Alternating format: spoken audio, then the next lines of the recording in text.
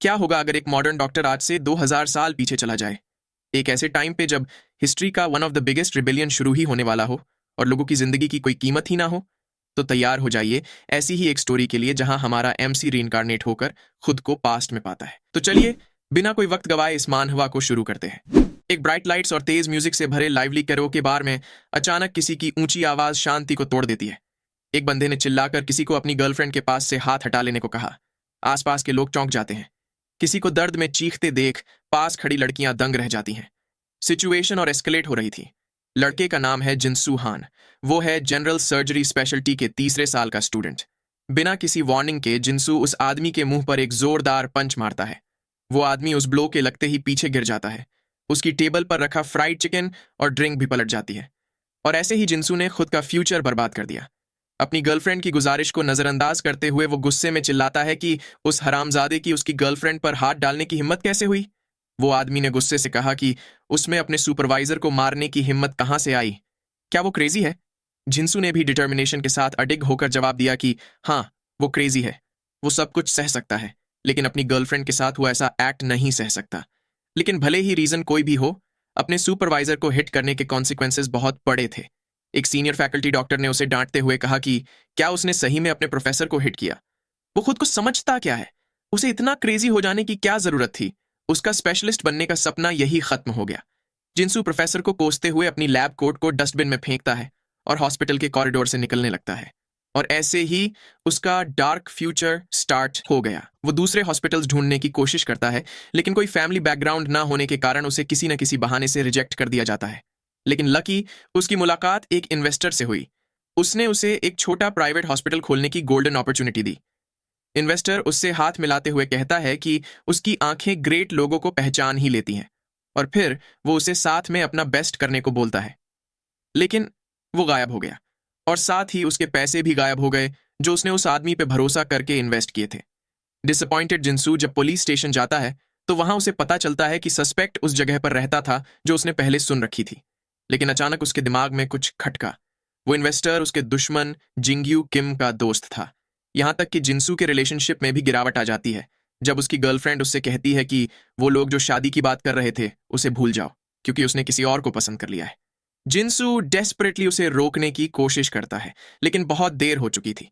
कुछ ही दिनों में उसका फ्यूचर बर्बाद हो चुका था और उसकी लाइफ जैसे गटर में गिर रही थी। शराब पीते हुए वो अपनी तकलीफ को भूलने की कोशिश करता है, लेकिन खाली बोतलों के बीच उससे अपनी ये मुश्किल भरी लाइफ और नहीं सही जा रही थी। वो अपनी प्रॉब्लम्स को सॉल्व करने के लिए फिर से यूनिवर्सिटी हॉस्पिटल जाने का फैसला करता है, फिर भले ही उसे उस कमीने प्रोफेसर से माफी मांगनी पड़े। जैसे ही वो प्रोफेसर के ऑफिस के आगे पहुंचता है वो खुद को शांत करने के लिए गहरी सांस लेता है, लेकिन ऑफिस में घुसते ही वो शॉक्ड हो जाता है। वहां प्रोफेसर और उसकी अब एक्स गर्लफ्रेंड लिपटे हुए किस कर रहे थे। किस्मत की गॉडेस ने उसका मजाक बना के रख दिया है। वो गुस्से से आग बबूला हो चुका था। उसके चिल्लाने की आवाज पूरे कमरे में गूंज उठी। वो चिल्लाता है कि वो उस जानवर से भी बदतर प्रोफेसर को आज ही खत्म कर देगा। प्रोफेसर झिझकते हुए कहने लगा कि ये बस एक मिसअंडरस्टैंडिंग है। वो लड़की भी झूठ कहने लगी कि ये तो प्रोफेसर ने उसे फोर्स किया था। जिनसू अपना आपा खो चुका था। अंधेरी सड़कों पर सिर्फ स्ट्रीट लाइट्स की ही रोशनी चमक रही थी। वो एक अनजान गली से अपने घर जा रहा था। तभी एक बंदा जिसने अपना चेहरा ढक रखा था वो उसे बुलाता है। वो उससे पूछता है कि क्या वही जिनसू हान है। जिनसू कुछ समझ पाता उससे पहले ही उसके पेट में खंजर आ लगा।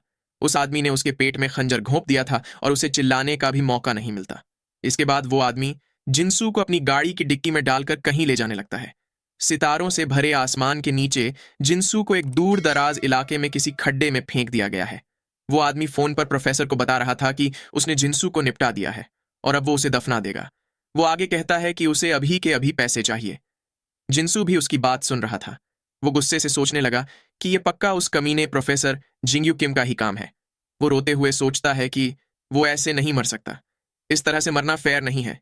ऐसे ही पहाड़ों में किसी अनजान जगह पर उसे दफना दिया जाता है और उसकी लाइफ वहीं खत्म हो जाती है। लेकिन फिर कुछ अजीब होता है। कुछ आवाज के चलते उसकी आंख खुल जाती है।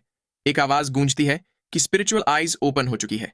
उसके सामने उसकी जिंदगी की एक रिपोर्ट ओपन होती है जिसमें लिखा था कि वो या तो हेवन में जा सकता है या फिर रीइंकारनेशन ले सकता है। जिनसू दंग रह जाता है और सोचता है कि वो कहाँ है। जिस हिसाब से उसे फेटल स्पॉट पे खंजर लगा था उसे तो मर जाना चाहिए था। तभी वो आवाज उससे कहती है कि वो एक नई स्पिरिट है। जिनसू कहता है कि क्या इसका मतलब वो मर चुका है? आवाज उसे बताती है कि उसके जजमेंट का टाइम आ चुका है और यहां पर यह डिसाइड किया जाएगा कि वो हेवन में जाएगा कि हेल में। चूंकि जिनसू के पॉइंट्स हाई थे तो वो बिना जजमेंट के सीधा हेवन में जा सकता है, लेकिन अगर वो चाहे तो रीइंकारनेट होकर नई लाइफ भी जी सकता है। जिनसू को यह समझ नहीं आता कि हेवन जाने का या रीइंकारनेट होने का मतलब क्या है। वो आवाज उसे कहती है कि अगर उसने 30 सेकंड में रीइंकारनेशन की टिकट बाय नहीं की तो ऑटोमेटिकली हेवन की टिकट परचेस कर ली जाएगी और वो हेवन में एंटर करेगा। और ऐसे ही काउंटडाउन स्टार्ट हो गया। ये देखकर जिनसू काफी कंफ्यूज था। वो समझ नहीं पा रहा था कि उसे क्या करना चाहिए। वो सोचने लगा कि हेवन में जाकर तो उसके पॉइंट्स वेस्ट हो जाएंगे। तभी टाइम बढ़ता देखकर उसने चिल्लाकर कहा कि वो रीइंकारनेट होना चाहता है। आवाज ने उसे बताया कि उसने रीइंकारनेशन टिकट परचेज कर ली है। अब उसे रीइंकारनेट होने की जगह पिक करनी होगी। उस आवाज ने कहा कि वो अपनी पिछली जॉब में एक डॉक्टर था और उसके पास काफी सारे सर्जिकल पॉइंट्स थे। तो क्या वो ऐसी किसी जगह पर जाना चाहेगा जहां उसकी सर्जिकल स्किल्स काम आ सके? जिनसू उसे एक्सेप्ट कर लेता है। आवाज उसे रीइंकारनेट होने के लिए 3 ऑप्शंस देती है। एक ऐसी जगह जहां 10 से कम पेशेंट्स हों, दूसरी ऐसी जगह जहां 20 से कम पेशेंट्स हों, या फिर ऐसी जगह जहां बहुत सारे पेशेंट्स हों। जिनसू सोचता है कि उसे रीइंकारनेट होते ही पेशेंट्स को ट्रीट करना है, इसलिए अगर उसे चुनना हो तो बहुत सारे पेशेंट्स वाली जगह बेस्ट रहेगी, ताकि वो ज्यादा से ज्यादा लाइव्स बचा सके और काफी सारे पैसे कमा सके। वो काफी सारे पेशेंट्स वाली जगह चुनता है क्योंकि वो अपनी डॉक्टर की जॉब के प्रति लॉयल रहना चाहता था। इसके बाद आवाज ने उससे काफी और डिसीजंस करवाए। बिना ये जाने कि उसकी चॉइसेस की क्या इंपॉर्टेंस है, वो ऑप्शंस चुनता गया। आवाज ने उसे कहा कि चॉइसेस सक्सेसफुली पिक्ड हो चुकी हैं और फिर उसे अपनी अच्छी नई लाइफ के लिए विश करती है। जिनसू उस आवाज से पूछता है कि वो कौन है, कोई एंजल या फिर कोई कंप्यूटर सिस्टम। उसे कोई जवाब नहीं मिलता और तभी उसके सामने एक वाइट पोर्टल ओपन होने लगता है। वो पोर्टल उसे अपने अंदर खींचने लगा और देखते ही देखते वो उस पोर्टल में पूरा समा गया। किसी दूसरे वर्ल्ड में जमीन पर गिरा एक बंदा होश में आने लगता है। जमीन से उठ बैठते हुए जिनसू सोचने लगा कि क्या वो सही में रिइंकारनेट हो गया है। उसे काफी दर्द हो रहा था। उसने जब अपनी छाती पे देखा तो वहां एक गहरा घाव था। वो घाव अपने आप हील होने लगता है। वो खुश होते हुए चल पड़ता है और कहता है कि उसका रीइंकारनेट होने का डिसीजन सही था। तभी सामने से काला धुआं उठता देख वो चौंक जाता है। उसने अपने चारों ओर का नजारा देखा तो एक भयानक सीन उसकी आंखों के सामने था। घरों में आग लगी हुई है और चारों तरफ घायल और मरे हुए लोग पड़े हैं। काफी लोग दर्द और दुहक के मारे चिल्ला रहे थे। जिनसू सोचने लगा कि क्या ये कोई बैटलफील्ड है। उसका सिर अचानक तेज दर्द से फटने लगा। उस शरीर के ओरिजिनल ओनर की यादें उसके दिमाग में आने लगीं। अब उसे सब कुछ साफ हो चुका था। वहां पर लगे फ्लैग्स देखकर वो समझ चुका था कि वो अब 3 किंगडम्स के एरा में रिइंकारनेट हो चुका है। और ऐसे ही 3 किंगडम्स के वर्ल्ड में एक मॉडर्न डॉक्टर की नई लाइफ शुरू हो गई। एक ऊंची चट्टान से नीचे जलते हुए गांव को देखकर जिनसू ने तुरंत वहां जाने का फैसला लिया।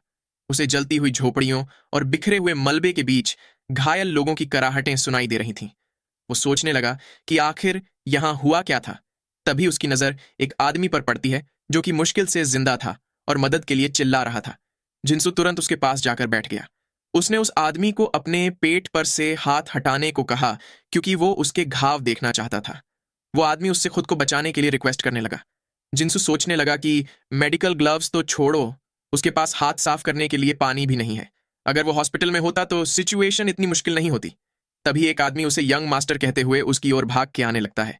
वो हाँफते हुए पूछता है कि क्या यंग मास्टर वोनहुआ ठीक है? दरअसल इस बॉडी के ओरिजिनल ओनर का नाम वोनहुआ था। वोनहुआ उस आदमी को वांग कह के बुलाता है और मुस्कुराते हुए पूछता है कि क्या वो भी ठीक है? वांग उसका हाथ पकड़ते हुए वरीड होकर पूछने लगा कि इस पर इतना सारा ब्लड क्यों लगा है? क्या वो घायल है? वोनहुआ उसे कहता है कि ये उसका ब्लड नहीं है। फिर वो उसे जल्द से जल्द कोई कुआं ढूंढकर कुछ साफ पानी और साथ ही कुछ नीडल्स और थ्रेड्स लाने के लिए रिक्वेस्ट करता है। उसकी टोन सुनकर वांग सरप्राइज्ड होते हुए पूछने लगा कि वो इतना पोलाइटली क्यों बात कर रहा है। वोनहुआ उसे फिजूल की बातें छोड़कर जल्दी अपना काम करने को कहता है। वांग भागते हुए वो चीजें लेने के लिए जाने लगा। वहीं वोनहुआ अभी भी झिझक रहा था।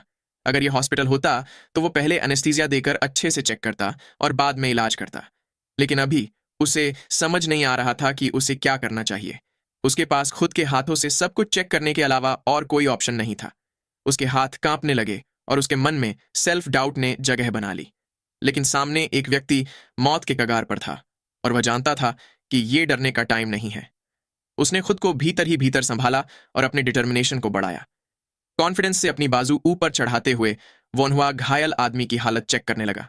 उसे तुरंत एहसास हुआ कि अगर ब्लड की वजह से एयर पैसेज ब्लॉक हो गया तो सिचुएशन और भी डेंजरस हो जाएगी।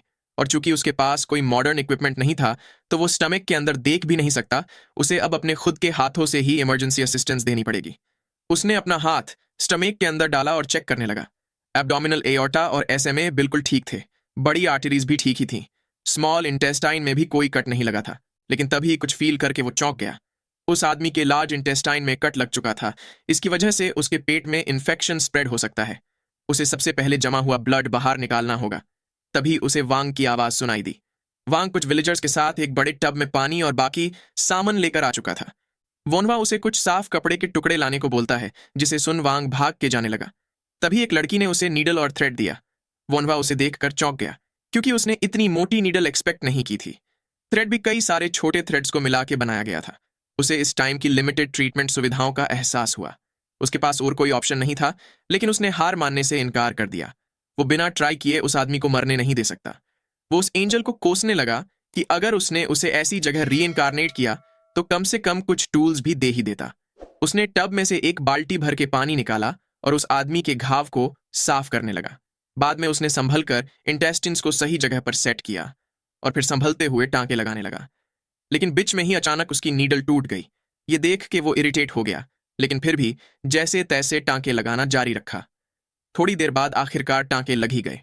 वो थक कर बैठते हुए सोचने लगा कि उसने खुद से जितना हो सके उतना कर दिया है। टांके भी उसने जितना सोचा था उससे बेहतर लगे थे। तभी एक औरत दौड़ते हुए उसकी तरफ आने लगी। वो उस आदमी से गले लगकर रोने लगी। वो कह रही थी कि वो अकेली कैसे जिएगी। तभी पीछे से वोनवा उसे चिंता ना करने को कहता है। उसने कहा कि ट्रीटमेंट स्मूथली हो गई है, इसीलिए अगर सब कुछ ठीक रहा तो उसका हस्बैंड बच जाएगा। इस बात पर वो औरत भी सरप्राइज थी। वो पूछने लगी कि पेट कट जाने के बाद भी वो बच सकता है। उसने वोनवा से पूछा कि क्या वो एक फिजिशियन है। वोनवा ने मुस्कुराकर हाँ में जवाब देते हुए कहा कि उसने मेडिकल आर्ट्स की स्टडी की है। इसके बाद उसने कुछ और बंदों का भी सक्सेसफुली इलाज किया। वो एक बंदे के पेट पर लगा कट भी पहले की तरह ही ठीक करने लगा। वो उसे थोड़ी देर और सहने को कहता है, लेकिन तब तक वो आदमी खत्म हो चुका था। ये देखकर वो काफी निराश था। उसने उस आदमी की आंखें बंद की और उसे न बचा पाने के लिए काफी उदास हो गया। लेकिन फिर वो डिटर्मिनेशन के साथ खड़ा हो गया। उसने डिसाइड किया कि वो और लोगों को बचाने की भी पूरी कोशिश करेगा। ऐसे ही शाम हो गई। वोनहुआ और वांग घर की ओर जाने लगते हैं। वांग गुस्से से कह रहा था कि वो बैंडिट्स मरना डिजर्व करते हैं, लेकिन ये अच्छी बात है कि यंग मास्टर को कोई चोट नहीं लगी है। वोनहुआ उसकी बात में हामी भरता है, लेकिन वो मन ही मन कह रहा था कि उसका यंग मास्टर तो कब का मर चुका है और अब दूसरी स्पिरिट उसकी बॉडी में आ गई है। फिर वो वांग से पूछता है कि अब जबकि सोल्जर्स को भेज दिया गया है तो बैंडिट्स का खात्मा भी हो ही जाएगा, है ना? वांग कहता है कि उसे नहीं लगता कि ऐसा कुछ होगा। क्या उसे लगता है कि सोल्जर्स बैंडिट्स को मारने के लिए अपनी जान जोखम में डालेंगे? और वैसे भी अगर ये इतना डेंजरस ना होता तो भी वो लोग कुछ देर तक फाइट करने का प्रिटेंड करते और फिर रुक जाते। रूमर्स तो ऐसे भी है कि बैंडिट्स उन सोल्जर ऑफिशियल्स को रिश्वत देते हैं। वोनहुआ पूछने लगा कि क्या सही में ऐसा होता है। वो सोचता है कि ऐसा कुछ होने के लिए ये वर्ल्ड कितना करप्ट और क्रूल होगा। वो समझ गया कि इतिहास में येलो टर्बन रिबेलियन क्यों हुआ था।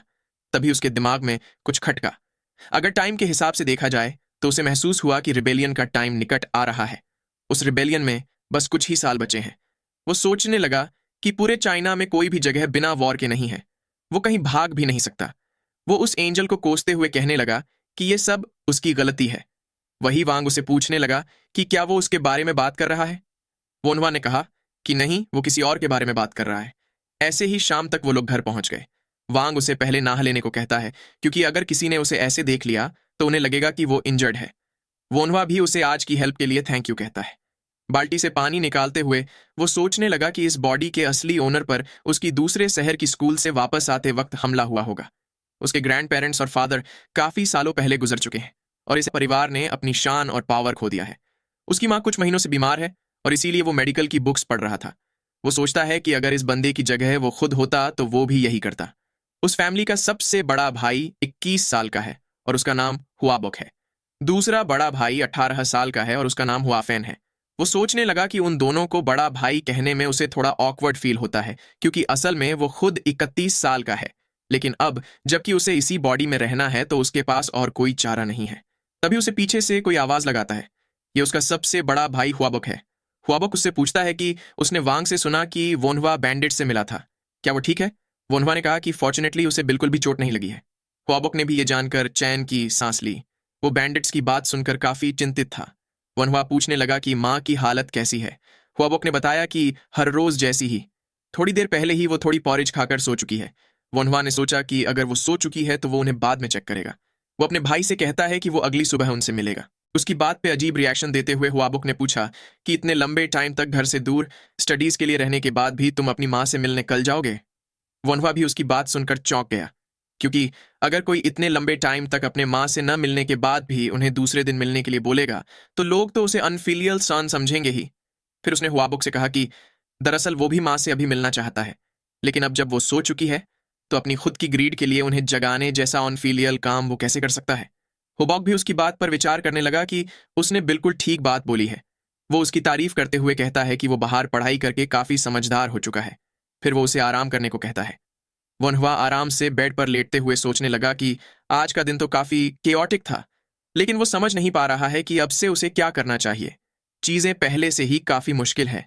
वो समझ नहीं पा रहा कि शुरुआत कहाँ से करे। ऐसे ही सोचते हुए उसकी आंख लग गई। तभी उसे वो आवाज फिर से सुनाई देती है जो उसे बता रही थी कि उसकी सारी internal and external disease cure हो चुकी है। अब उसके बॉडी फंक्शंस अच्छी कंडीशन में है और रीइंकार्नेशन पूरी तरह से कंप्लीट हो चुका है। वो आधा नींद में ये सब कुछ सुन रहा था। दूसरे दिन सुबह वोनवा आराम से अंगड़ाई लेते हुए उठा। वो इतने दिनों बाद चैन की नींद मिलने पर काफी खुश था। उसने थोड़ा स्ट्रेचिंग करने का सोचा, लेकिन बैक स्ट्रेच करते हुए वो सरप्राइज्ड हो गया। वो सोचने लगा कि भले ही वो एक टीनेजर है, लेकिन ये कुछ ज्यादा ही फ्लेक्सिबल नहीं हो गया।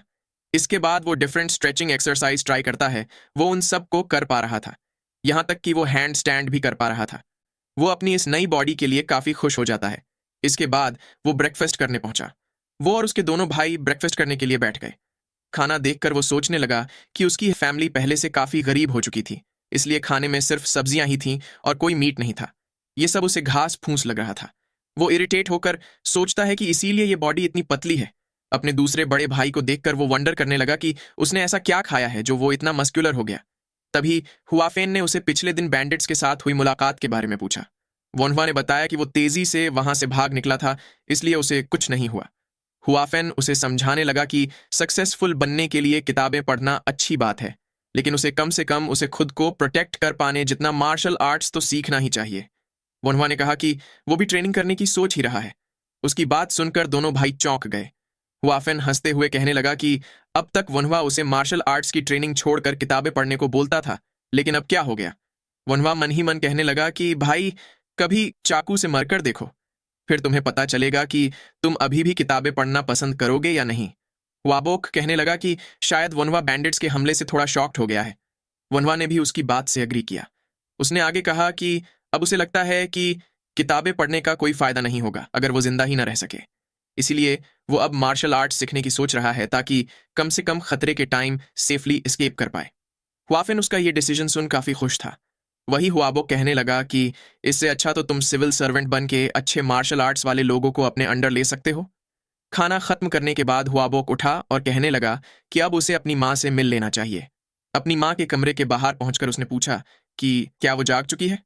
कमरे के अंदर से उन्हें अंदर आने को कहा गया। वोनहुआ को देखकर वो पूछने लगी कि वो कब वापस लौटा। उन्होंने बैठते हुए मेड को पीछे पिलो रखने के लिए बोला। वो वोनहुआ से कहने लगी कि इतना दूर से वो इतने जल्दी वापस क्यों आ गया, लेकिन बोलते बोलते वो अचानक दर्द से कराह उठी। ये देखकर वोनहुआ चिंतित हो गया। वो उनके पास जाकर पूछने लगा कि क्या वो ठीक है। उसकी माँ कहती है कि वो बिल्कुल ठीक है और आगे पूछती है कि वो इतना जल्दी वापस क्यों आ गया। वोनहुआ ने बताया कि उसने उनकी खराब तबीयत के बारे में सुना, इसलिए थोड़ा टाइम निकालकर वापस आ गया।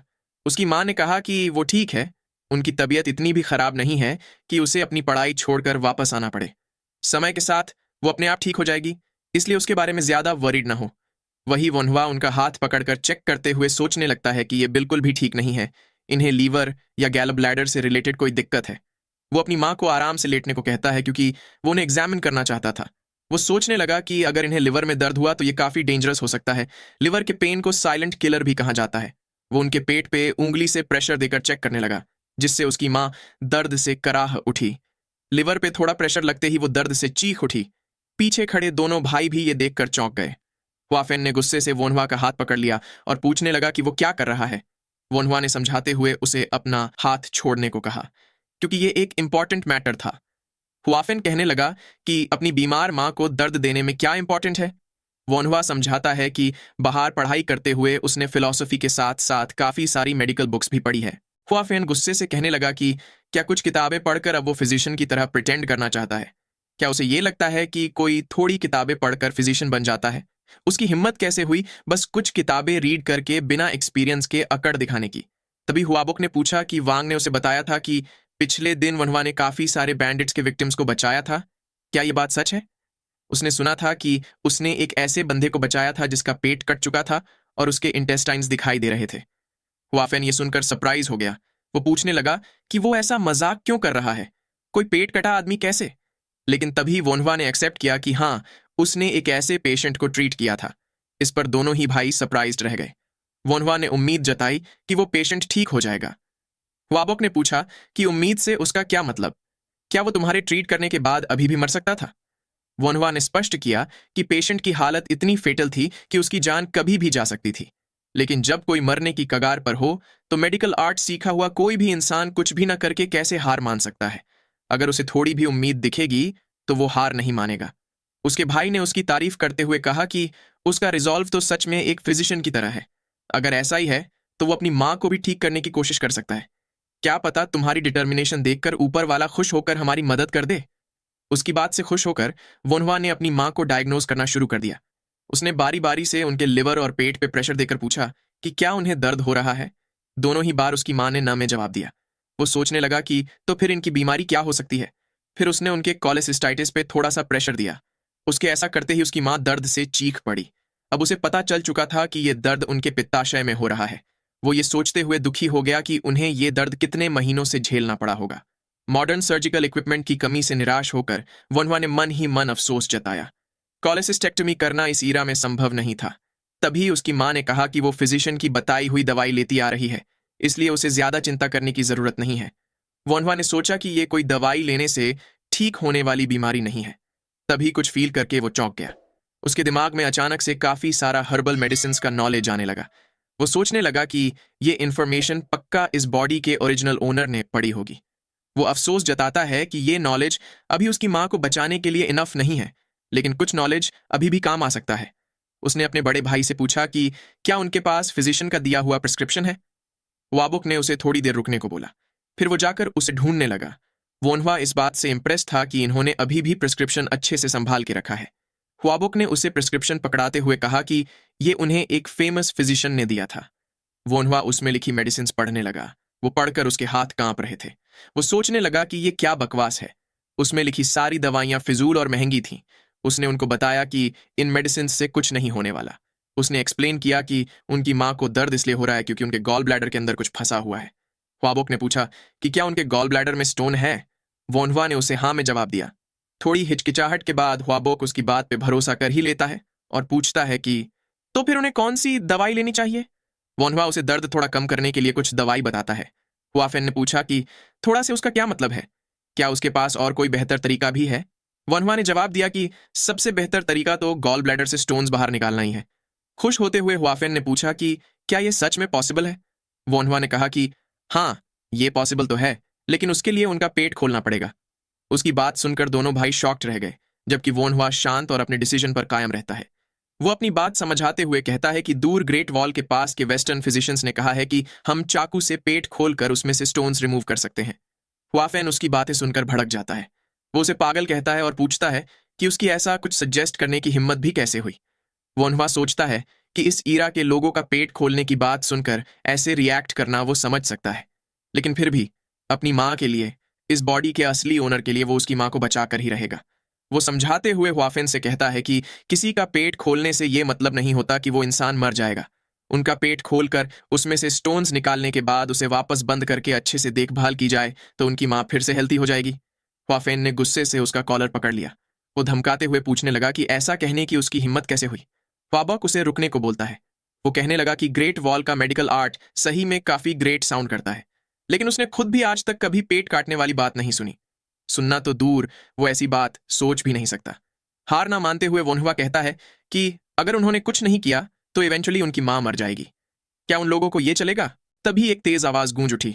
हुआफेन ने उसे एक थप्पड़ जड़ दिया था। वो गुस्से से उसका कॉलर पकड़ते हुए कहने लगा कि मैंने तुम्हें अपने शब्दों पे काबू रखने के लिए बोला था, तुम अपनी माँ के सामने ऐसा कुछ कैसे बोल सकते हो? हुआबॉक बीच में आकर उसे रोक लेता है। हुआफेन अभी भी गुस्से में बोल रहा था कि ये बेवकूफ कुछ भी नॉनसेंस बातें बोले जा रहा है। किसी को अपनी स्किल्स को नॉनसेंस कहता सुन वोनहुआ भी गुस्से से भर जाता है। वो गुस्से के मारे हुआफेन को पंच मारने के लिए बढ़ा, लेकिन उसका पंच बस उसके भाई के गाल को छू कर निकल गया। हुआफेन कहने लगा कि अब उसमें अपने बड़े भाई को मारने की भी हिम्मत आ गई। वो इरिटेट होकर वोनहुआ को पीटने के लिए अपना हाथ उठा लेता है। वोनहुआ ने भी डर के मारे अपनी आंखें बंद कर ली। हुबॉक चिल्ला के उन दोनों को अपनी माँ के सामने हंगामा करने से मना करता है। हुफेन वोनहुआ पर ब्लेम डालने की कोशिश करता है, लेकिन हुबॉक ने उसे बड़ा होकर भी ऐसे बिहेव करने के लिए डांट लगाई। वो दोनों चुपचाप उसकी डांट सुनने लगे। तभी उनकी माँ होफेन से कहती है कि उसे इतना एग्रेसिव नहीं होना चाहिए। वोनहुआ तो सिर्फ उन्हें बचाने के लिए ये सब कुछ कह रहा है। होफेन झुककर अपनी माँ से माफी मांगने लगा। फिर उसकी माँ वोनहुआ को भी कहने लगी कि भले ही तुम्हारा बड़ा भाई तुम्हें मारे, लेकिन तुम्हें उस पर हाथ नहीं उठाना चाहिए था। ये बैड मैनर्स तुमने कहाँ से सीखे? वोनहुआ ने भी शर्म के मारे सिर झुका लिया। फिर उनकी माँ उन्हें कहती है कि फिजिशियन की बताई इतनी महंगी दवाई से उन्हें कोई फायदा नहीं हो रहा, इसलिए फिलहाल के लिए वो वोनहुआ ने जो दवाई सजेस्ट की है उसे ट्राई करेंगे। हुआबॉक उन्हें कहने लगा कि अगर बात पैसों की है तो चिंता ना करे, वो कुछ ना कुछ करके उसका इंतजाम कर ही लेंगे। उसकी माँ ने कहा कि बात पैसों की नहीं है, वो बस वोनहुआ पे भरोसा करना चाहती है। फिर वो उन्हें बाहर जाने को कहती है क्योंकि उन्हें आराम करना था। उनकी बात सुनकर वो तीनों ही कमरे से बाहर निकल आए। चलते हुए वोनहुआ सोचता है कि उसकी माँ को सर्जरी की जरूरत है, लेकिन अभी तो उसके पास कोई टूल्स भी नहीं है, और अगर उसने कुछ नहीं किया तो कुछ ऐसा हो सकता था जिससे फिर कभी ठीक किया नहीं जा सकता। अगर उसके दोनों भाई इसके लिए तैयार नहीं हुए तो उसे सीक्रेटली ये करना होगा। तभी पीछे मुड़कर हुआफेन उसे बुलाता है। उसकी आवाज सुन वोनहुआ डर गया। हुआफेन उससे माफी मांगते हुए कहता है कि वो अपनी माँ को ठीक होता हुआ ना देखकर काफी सेंसिटिव हो गया था। वोनहुआ भी कहता है कि उसकी कोई जरूरत नहीं है, उसने भी बिना सोचे समझे कुछ ज्यादा ही बोल दिया था। फिर हुआफेन हंसते हुए कहने लगा कि वैसे उसने जो पंच मारा था उसमें दम तो था, वो ऑलमोस्ट उसे हिट हो ही जाता। तभी वोनहुआ ने पूछा कि क्या वो उससे मार्शल आर्ट स्परिंग करना चाहेगा। उसका प्रस्ताव सुनकर हुआफेन भी सरप्राइज्ड हो गया। वोनहुआ ने आगे सजेस्ट किया कि जो भी हारेगा उसे जितने वाले की एक विश पूरी करनी होगी। क्या उसे यह मंजूर है? थोड़ी देर बाद दोनों ही स्पारिंग के लिए तैयार हो गए। सबसे बड़ा भाई हुआफेन से अपने छोटे भाई को ज्यादा ना मारने को और फाइट जल्दी खत्म करने को कहता है। हुआफेन भी हंसते हुए वोनहुआ से पूछने लगा कि क्या वो ये फाइट इसलिए करना चाहता है क्योंकि वो पिछली बार हुई फाइट से नाराज है। वोनहुआ भी पिछली बार की फाइट को याद करने लगा जब उसके भाई ने उसे बुरी तरह से पिट दिया था। उसने कहा कि नहीं, वो नाराज नहीं है, वो तो बस अब मार्शल आर्ट्स सीखना चाहता है, और होफेन उसके पहचान के लोगों में से सबसे बेस्ट मार्शल आर्ट्स मास्टर है। वो मन ही मन सोच रहा था कि वो इस घर में सबसे छोटा है, इसलिए अगर उसे लोगों से अपनी बात मनवानी है तो उसके पास उन्हें दिखाने के लिए कुछ तो होना ही चाहिए। वो भले ही शरीर से छोटा हो, लेकिन उसकी बॉडी कंडीशन काफी अच्छी थी, इसलिए वो ट्राई करके देखेगा। हुआफेन हंसते हुए कह रहा था कि चलो, आखिरकार बाहर पढ़ाई करके उसे इतना तो समझ आया कि उसका बड़ा भाई मार्शल आर्ट्स में कितना बढ़िया है। वो उसे मैच स्टार्ट करने को बोलता है। दोनों ही आमने सामने खड़े हो गए। हुआफेन उसे पहले हमला करने का मौका देता है। वो हुआबॉक से कहता है कि वो इसे जल्द ही खत्म कर देगा। अपने भाई का ध्यान भटका हुआ पाकर वोनहुआ को एक ओपनिंग मिल जाती है। उसके हिसाब से एम्बुश ही सबसे बेस्ट अटैक होता है। वो तेजी से पंच मारने के लिए आगे बढ़ा, लेकिन तभी धाड़ करके आवाज आई। हुआफेन ने उसके पेट में लात दे मारी थी। वो घसीटता हुआ पीछे गिरने लगा। वो सोच रहा था कि यह कैसे हुआ। अपने भाई की मूवमेंट को वो देख भी नहीं पाया।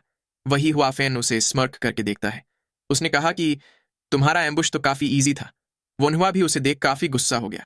उसने डिसाइड किया कि अब तो वो उसे पंच मारकर ही रहेगा। ऐसे ही उन दोनों की लड़ाई फिर से शुरू हो गई। हुआबॉक वहीं खड़ा उनको देखने लगा। थोड़ी देर बाद वोनहुआ जमीन पे लेटा आसमान देख रहा था। उसने सोचा कि वो अपने भाई का मुकाबला नहीं कर सकता है। हुआफेन हंसते हुए पूछने लगा कि क्या तुमने हार मान ली? तो अब मैं शर्त जीत गया, राइट? वोनहुआ ने तुरंत उठ खड़े होते हुए कहा कि ये किसने बोला? उसने अभी भी हार नहीं मानी है।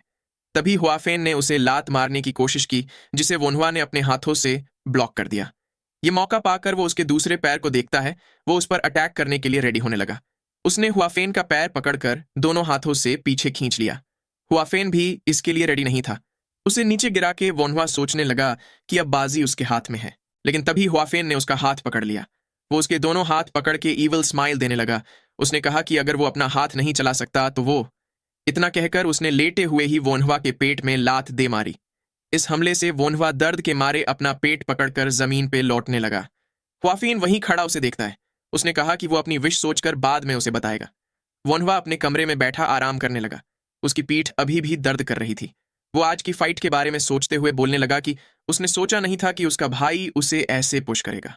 वो काफी पेनफुल था। वो सोचने लगा कि उसका भाई क्या विश मांगेगा। क्या उसने विश वाली शर्त रख के खुद के ही पैर पे कुल्हाड़ी मार दी है? वो अपना खाना देखकर सोचता है कि आज पूरे दिन के खाने में उसे बिल्कुल भी प्रोटीन नहीं मिला। वो इस फैमिली की हेल्प कैसे कर सकता है?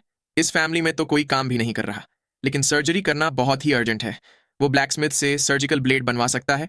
अगर ठीक से नहीं तो कम से कम काम चल जाए वैसी कॉपी तो बन ही जाएगी। ब्लड ग्रुप को वो सिंपल टेस्ट करके पता लगा सकता है। लेकिन असली प्रॉब्लम है एनेस्थीसिया। इस ईरा में एनेस्थीसिया कैसे बनेगा? काफी सोचने के बाद भी उसके दिमाग में ऐसी कोई हर्बल मेडिसिन नहीं आ रही जिसे एनेस्थीसिया की जगह यूज किया जा सके। और ऊपर से यहाँ की नीडल्स भी नसों के जितनी बड़ी है। पतली नीडल पाना भी काफी मुश्किल होगा। ये सब सोचते हुए वो काफी फ्रस्ट्रेटेड हो जाता है। उसे सर्जरी करने के लिए एक असिस्टेंट भी चाहिए होगा। अब इस ईरा में जहां लोग पेट खोलने की बात सुनकर ही डर जाते हैं, क्या उसे ऐसा बंदा मिलना पॉसिबल भी है?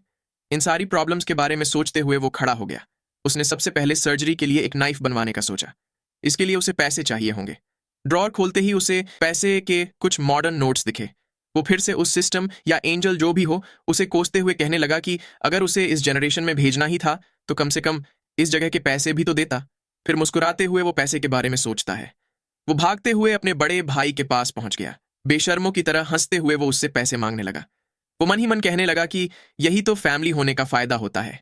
पैसे लेकर वो शहर के मार्केट में जा पहुंचा। वो यहाँ पर इतने सारे लोग देखकर सरप्राइज हो जाता है। उसे वहां बहुत सारी अलग अलग चीजों की स्टोर्स दिखती है, लेकिन काफी घूमने पर भी उसे कहीं डंपलिंग की स्टोर नहीं दिखाई देती। वो सोचने लगा कि वो चाइना में ही है ना। उसने जाकर एक लेडी से डंपलिंग के बारे में पूछा तो वो पूछने लगी कि डंपलिंग क्या होता है। उसने एक दूसरे स्टोर पे जांच की तो वो आदमी भी कहने लगा कि उसने डंपलिंग के बारे में कभी नहीं सुना। उन लोगों की बातें सुनकर वोनहवा को अजीब फील होता है, क्योंकि डंपलिंग तो चाइना का ट्रेडिशनल खाना है। उसकी खोज वॉर में मरे लोगों को ट्रिब्यूट देने के लिए हुई थी। उसने कंक्लूड किया कि शायद इस ईरा में अब तक डंपलिंग की खोज नहीं हुई। वो अफसोस जताते हुए कहने लगा कि तभी इस बॉडी के पास डंपलिंग खाने की मेमोरी नहीं है।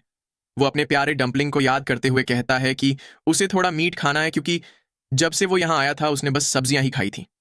उसके प्रोटीन्स का क्या होगा? ऐसे ही घूमते हुए वो एक बड़ी सी स्टोर के बाहर आ खड़ा हुआ। उसे देख वो सोचने लगा कि क्या ये एक क्लिनिक है? स्टोर के अंदर जाते हुए उसने पूछा कि क्या कोई है यहाँ? वहां रखे अर्ब्स को देखकर वो सोचता है कि यहाँ आते हुए उसने रास्ते में ब्लैकस्मिथ से सर्जरी नाइफ बनवाने की रिक्वेस्ट कर दी है, तो अब बस एनेस्थीसिया की ही प्रॉब्लम बची है। वो स्टोर ओनर से एक ऐसी हर्बल मेडिसिन मांगने लगा जो कि थोड़ी देर के लिए किसी को पैरालाइज कर सके और बाद में नॉर्मल हो जाए। ओनर उसे बताता है कि पॉइजन को थोड़े डोज में लेकर बॉडी को कुछ देर तक पैरालाइज किया जा सकता है। वो बाद में नॉर्मल भी हो जाएगा, लेकिन उसको अगर केयरफुली यूज ना किया जाए तो वो काफी डेंजरस हो सकता है। इसलिए वो लोग ऐसे पॉइजनस वीड्स अपने क्लिनिक में नहीं रखते। उसने आगे वोनहवा से पूछा कि उसे ऐसे पॉइजनस वीड्स क्यों चाहिए। वोनहवा ने कहा कि उसे उनकी थोड़ी जरूरत है। तभी वहीं पीछे बैठा एक आदमी पूछने लगा कि अगर वो ऐसे पॉइजनस वीड्स लाकर दे तो वो उसे कितने पैसे दे सकता है। वोनहवा सोचता है कि उसे अगर उन वीड्स के साइड इफेक्ट्स जानने हो तो उसे बहुत सारी हर्बल मेडिसिन के साथ इनफ एक्सपेरिमेंट्स करने होंगे, और इन एक्सपेरिमेंट्स के लिए उसे काफी सारे चूहे भी चाहिए होंगे। इसीलिए फिलहाल उसे प्राइस कम रख के पहले उन हर्बल मेडिसिन के बारे में जान लेना चाहिए, और बाद में वो डिसाइड कर सकता है कि वो उन्हें खरीदेगा या माउंटेन्स पे जाकर खुद से लाएगा। वो उस आदमी को बताता है कि उसे ज्यादा हर्ब्स नहीं चाहिए, पर उसे अलग अलग वैरायटीज के चाहिए। अगर वो डिफरेंट टाइप्स के पॉइजनस वीड्स ला सके तो वो हर 3 रूट्स के बदले में उसे एक कॉइन देगा। उस आदमी ने कहा कि उसके लिए 3 रूट्स के बदले में एक कॉइन काफी कम है। वोनहवा ने कहा कि तो फिर 2.5 रूट्स के बदले एक कॉइन। अगर इससे ज्यादा महंगा होगा तो फिर वो खुद जाकर ले आएगा।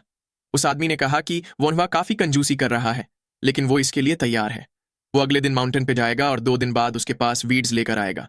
वोनहवा भी इसके लिए तैयार हो गया। वहां पर अपना काम निपटाकर वापस जाते हुए वोनहवा ने सोचा कि स्टोर ओनर के कहे मुताबिक वो डिसइंफेक्टेंट के लिए हार्ड अल्कोहल का यूज कर सकता है। इसलिए वो उसे लेने रात को टैवर्न पे जाएगा। अब बस उसे एनेस्थेटिक एक्सपेरिमेंट्स के लिए चूहे ढूंढने हैं। इसके लिए वो चलते हुए चाओ काउंटी के सबर्ब एरिया में पहुंच गया। ये जमीन खेती के लिए सूटेबल नहीं है और यहाँ रहने वाले लो क्लास के लोग खाना और सोना गंदी जगहों पे करते हैं। नॉर्मली कहा जाए तो ये एक स्लम एरिया है। वोनहवा को इस बॉडी की मेमोरी से पता चला था कि यहाँ रहने वाले लोग काफी बार चूहे, मेंढक और सांप खाते रहते हैं। उसे वहां पड़ी गंदगी से काफी गंदी स्मेल आ रही थी।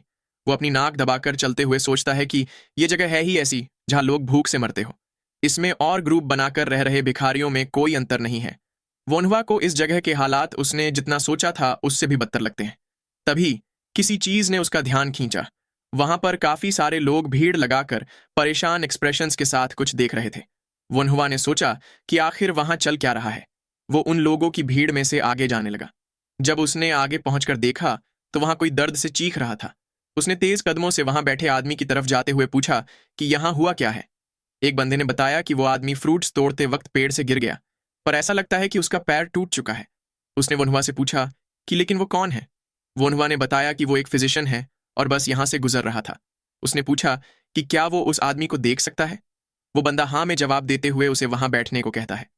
वोनहुआ ने उस आदमी के पैर पे हाथ रखा तो वो दर्द से चीख उठा।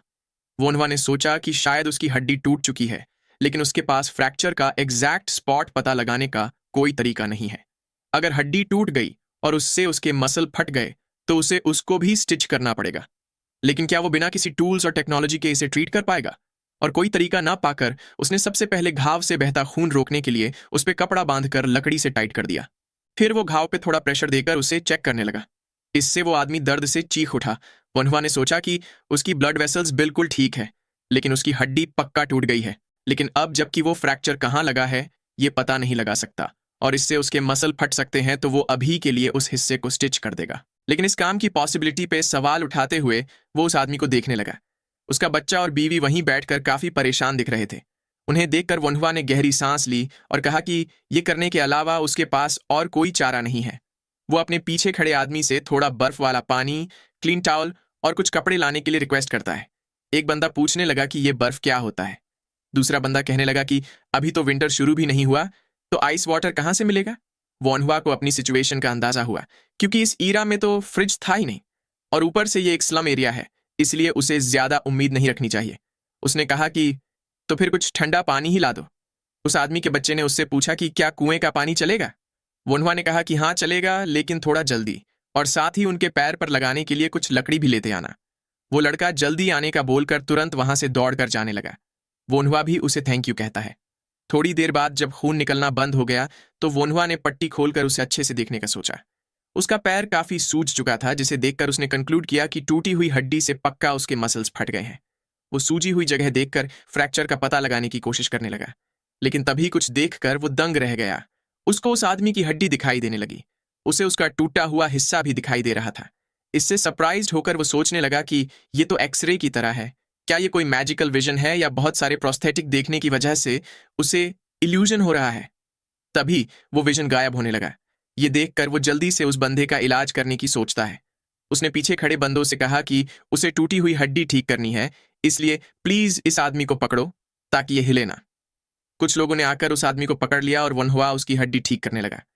वो शुक्र मनाता है कि उसने उस विजन के खत्म होने से पहले ही हड्डी को वापस से फिट कर दिया।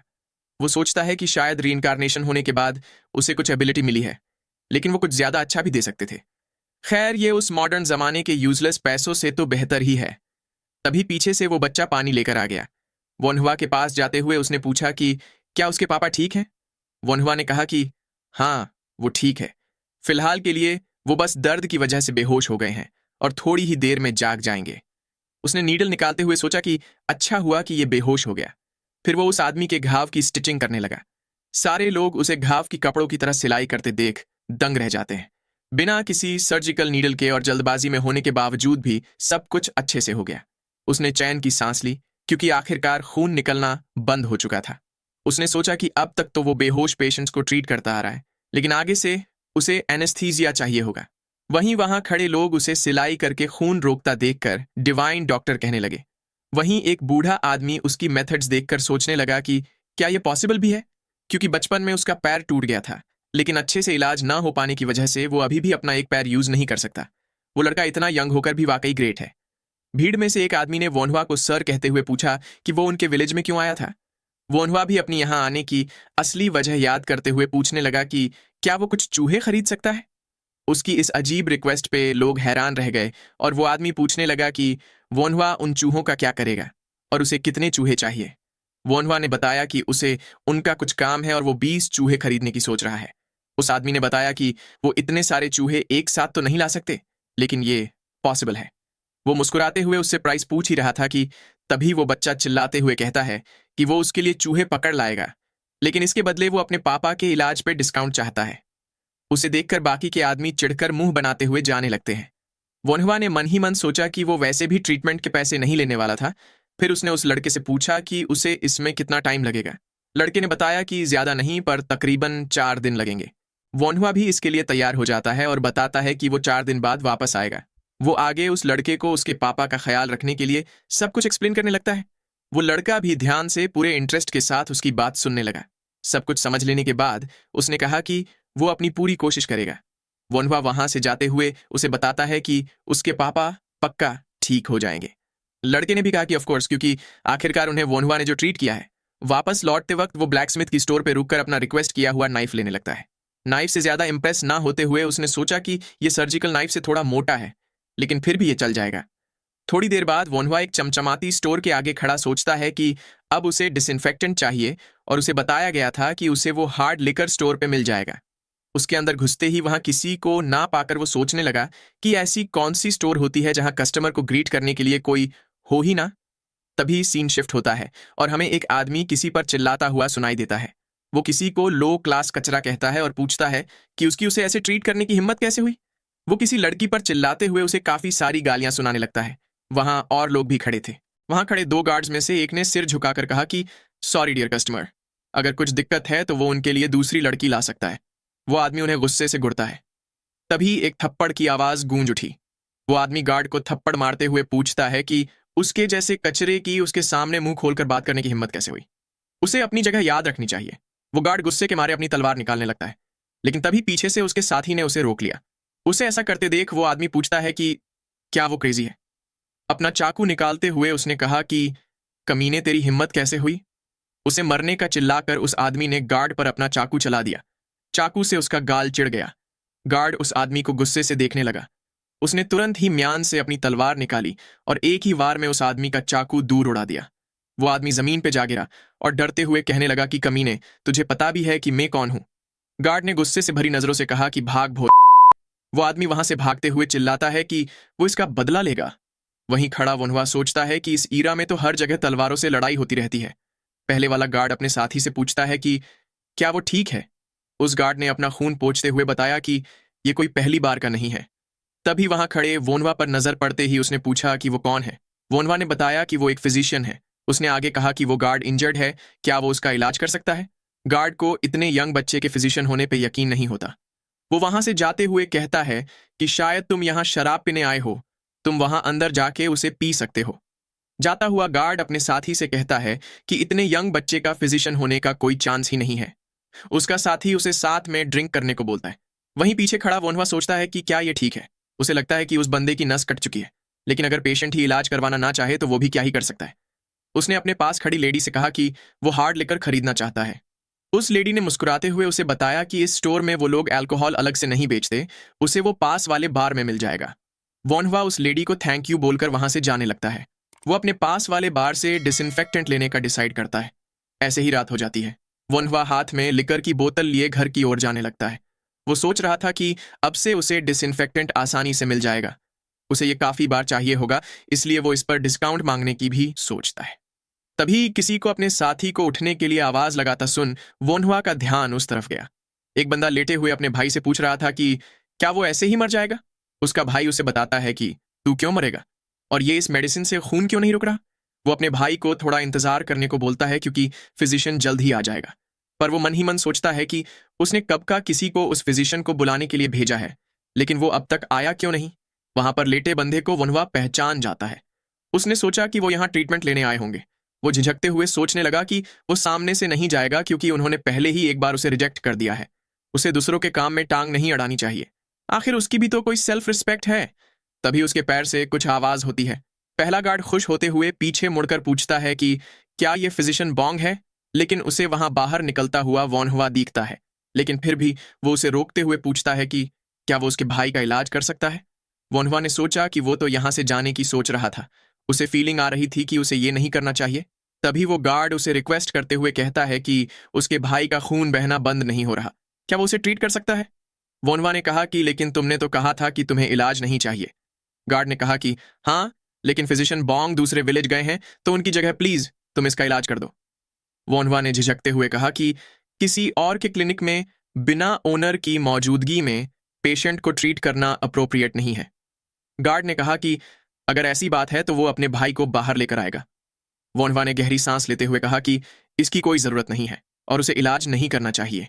लेकिन तभी वो गार्ड उसके सामने घुटनों पे बैठ गया और पहले की गई बदतमीजी के लिए माफी मांगते हुए अपने भाई को ट्रीट करने के लिए रिक्वेस्ट करने लगा। उसे इतना इंसिस्ट करता देख वोनहुआ भी सोच में पड़ गया। उसने बताया कि वो अभी भी एक यंग मेडिकल स्टूडेंट ही है, क्या उसे ये चलेगा? गार्ड ने कहा कि वो उनसे तो बेहतर ही होगा। वोनहुआ ने उसे क्लियर किया कि वो उसको ट्रीट करने का ट्राई करेगा, लेकिन अब थोड़ी देर हो चुकी है, इसलिए वो कोई गारंटी नहीं दे सकता। गार्ड उसे अंदर का रास्ता दिखाने लगा, लेकिन तभी वहां कोई आ गया। वो बूढ़ा आदमी हांफते हुए पूछने लगा कि क्या यहाँ कोई पेशेंट है? उसने सुना था कि ये अर्जेंट है। गार्ड उन्हें फिजिशियन बॉन्ग कहकर बुलाता है। वो उन्हें अपने भाई का इलाज करने को कहता है। वहीं वनवा सोच रहा था कि ये सही टाइम पे आ गए। क्या मुझे देखना चाहिए कि वो उसे कैसे ट्रीट करते हैं? फिजिशियन बॉन्ग उस गार्ड का घाव देखने लगते हैं। उसके घाव से अभी भी खून बहे जा रहा था। ये देखकर फिजिशियन बॉन्ग ने कहा कि लगता है उसके चेहरे की सबसे मोटी नस कट चुकी है। लगता है अब मुझे ब्लीडिंग रोकने के लिए एक्यूपंक्चर अप्लाई करना होगा। उन्हें ऐसा कहते सुन वनवा सरप्राइज्ड हो गया, क्योंकि उसने ब्लीडिंग रोकने के लिए यह मेथड पहले कभी नहीं देखी थी। बॉन्ग ने अपनी जेब से एक्यूपंक्चर की नीडल्स निकाली और गार्ड को ट्रीट करने के लिए रेडी हो गए। उन्होंने वो नीडल घाव के पास ही लगा दी। इससे उसके घाव से खून बहना कम हो गया। ये देखकर वनवा हैरान रह जाता है कि बॉन्ग ने नर्व सिमुलेट करी ताकि मसल चौड़े हो जाए और ब्लड वेसल्स पे प्रेशर लगे। वो जब डॉक्टर था तब उसे ये मेथड नहीं पता थी। एक्यूपंक्चर टेक्निक भी एक ग्रेट साइंटिफिक मेडिकल आर्ट है। गार्ड पूछने लगा कि क्या उसका भाई ठीक हो गया? बॉन्ग ने उसके मुंह पर पट्टी लगाते हुए कहा कि उन्होंने वो जितना कर सकते हैं उतना कर दिया है। गार्ड उनको थैंक यू बोलने लगा।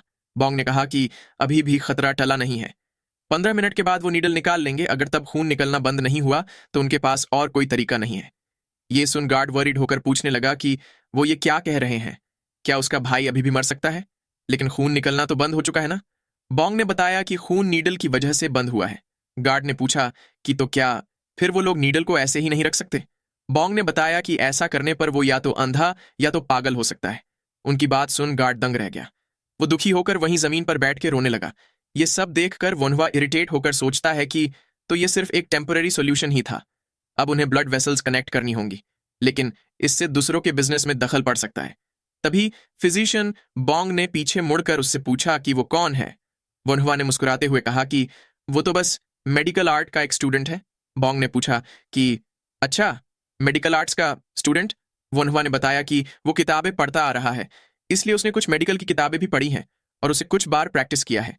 बॉन्ग ने उस पर ज्यादा ध्यान ना देते हुए सोचा कि इतना यंग लड़का कुछ ज्यादा नहीं कर सकता। तभी वोनहुआ उनका ध्यान अपनी ओर खींचता है। वो उनसे पूछता है कि क्या वो पेशेंट की ब्लड वेसल्स कनेक्ट करने की कोशिश कर सकता है? इस बात पर बॉन्ग काफी सरप्राइज्ड होते हैं। उन्होंने पूछा कि क्या अभी तुमने ब्लड वेसल्स कनेक्ट करने की बात कही? वोनहुआ हाँ में जवाब देता है। फिजिशियन बॉन्ग सोच में पड़ गए कि बस घाव देखकर ही ये समझ गया कि इसकी ब्लड वेसल्स कटी हैं, और ऊपर से वो कह रहा है कि वो इसे ठीक भी कर सकता है। उन्होंने गार्ड की ओर देखकर सोचा कि वैसे भी इसके सर्वाइव करने के चांस कम है। वो वोनहुआ से ट्राई करने को कहते हैं। वोनहुआ उन्हें शुक्रिया अदा करता है। फिर वो बॉन्ग से किसी स्पॉट पे प्रेशर देने को कहता है। बॉन्ग भी उसके कहे मुताबिक करने लगते हैं।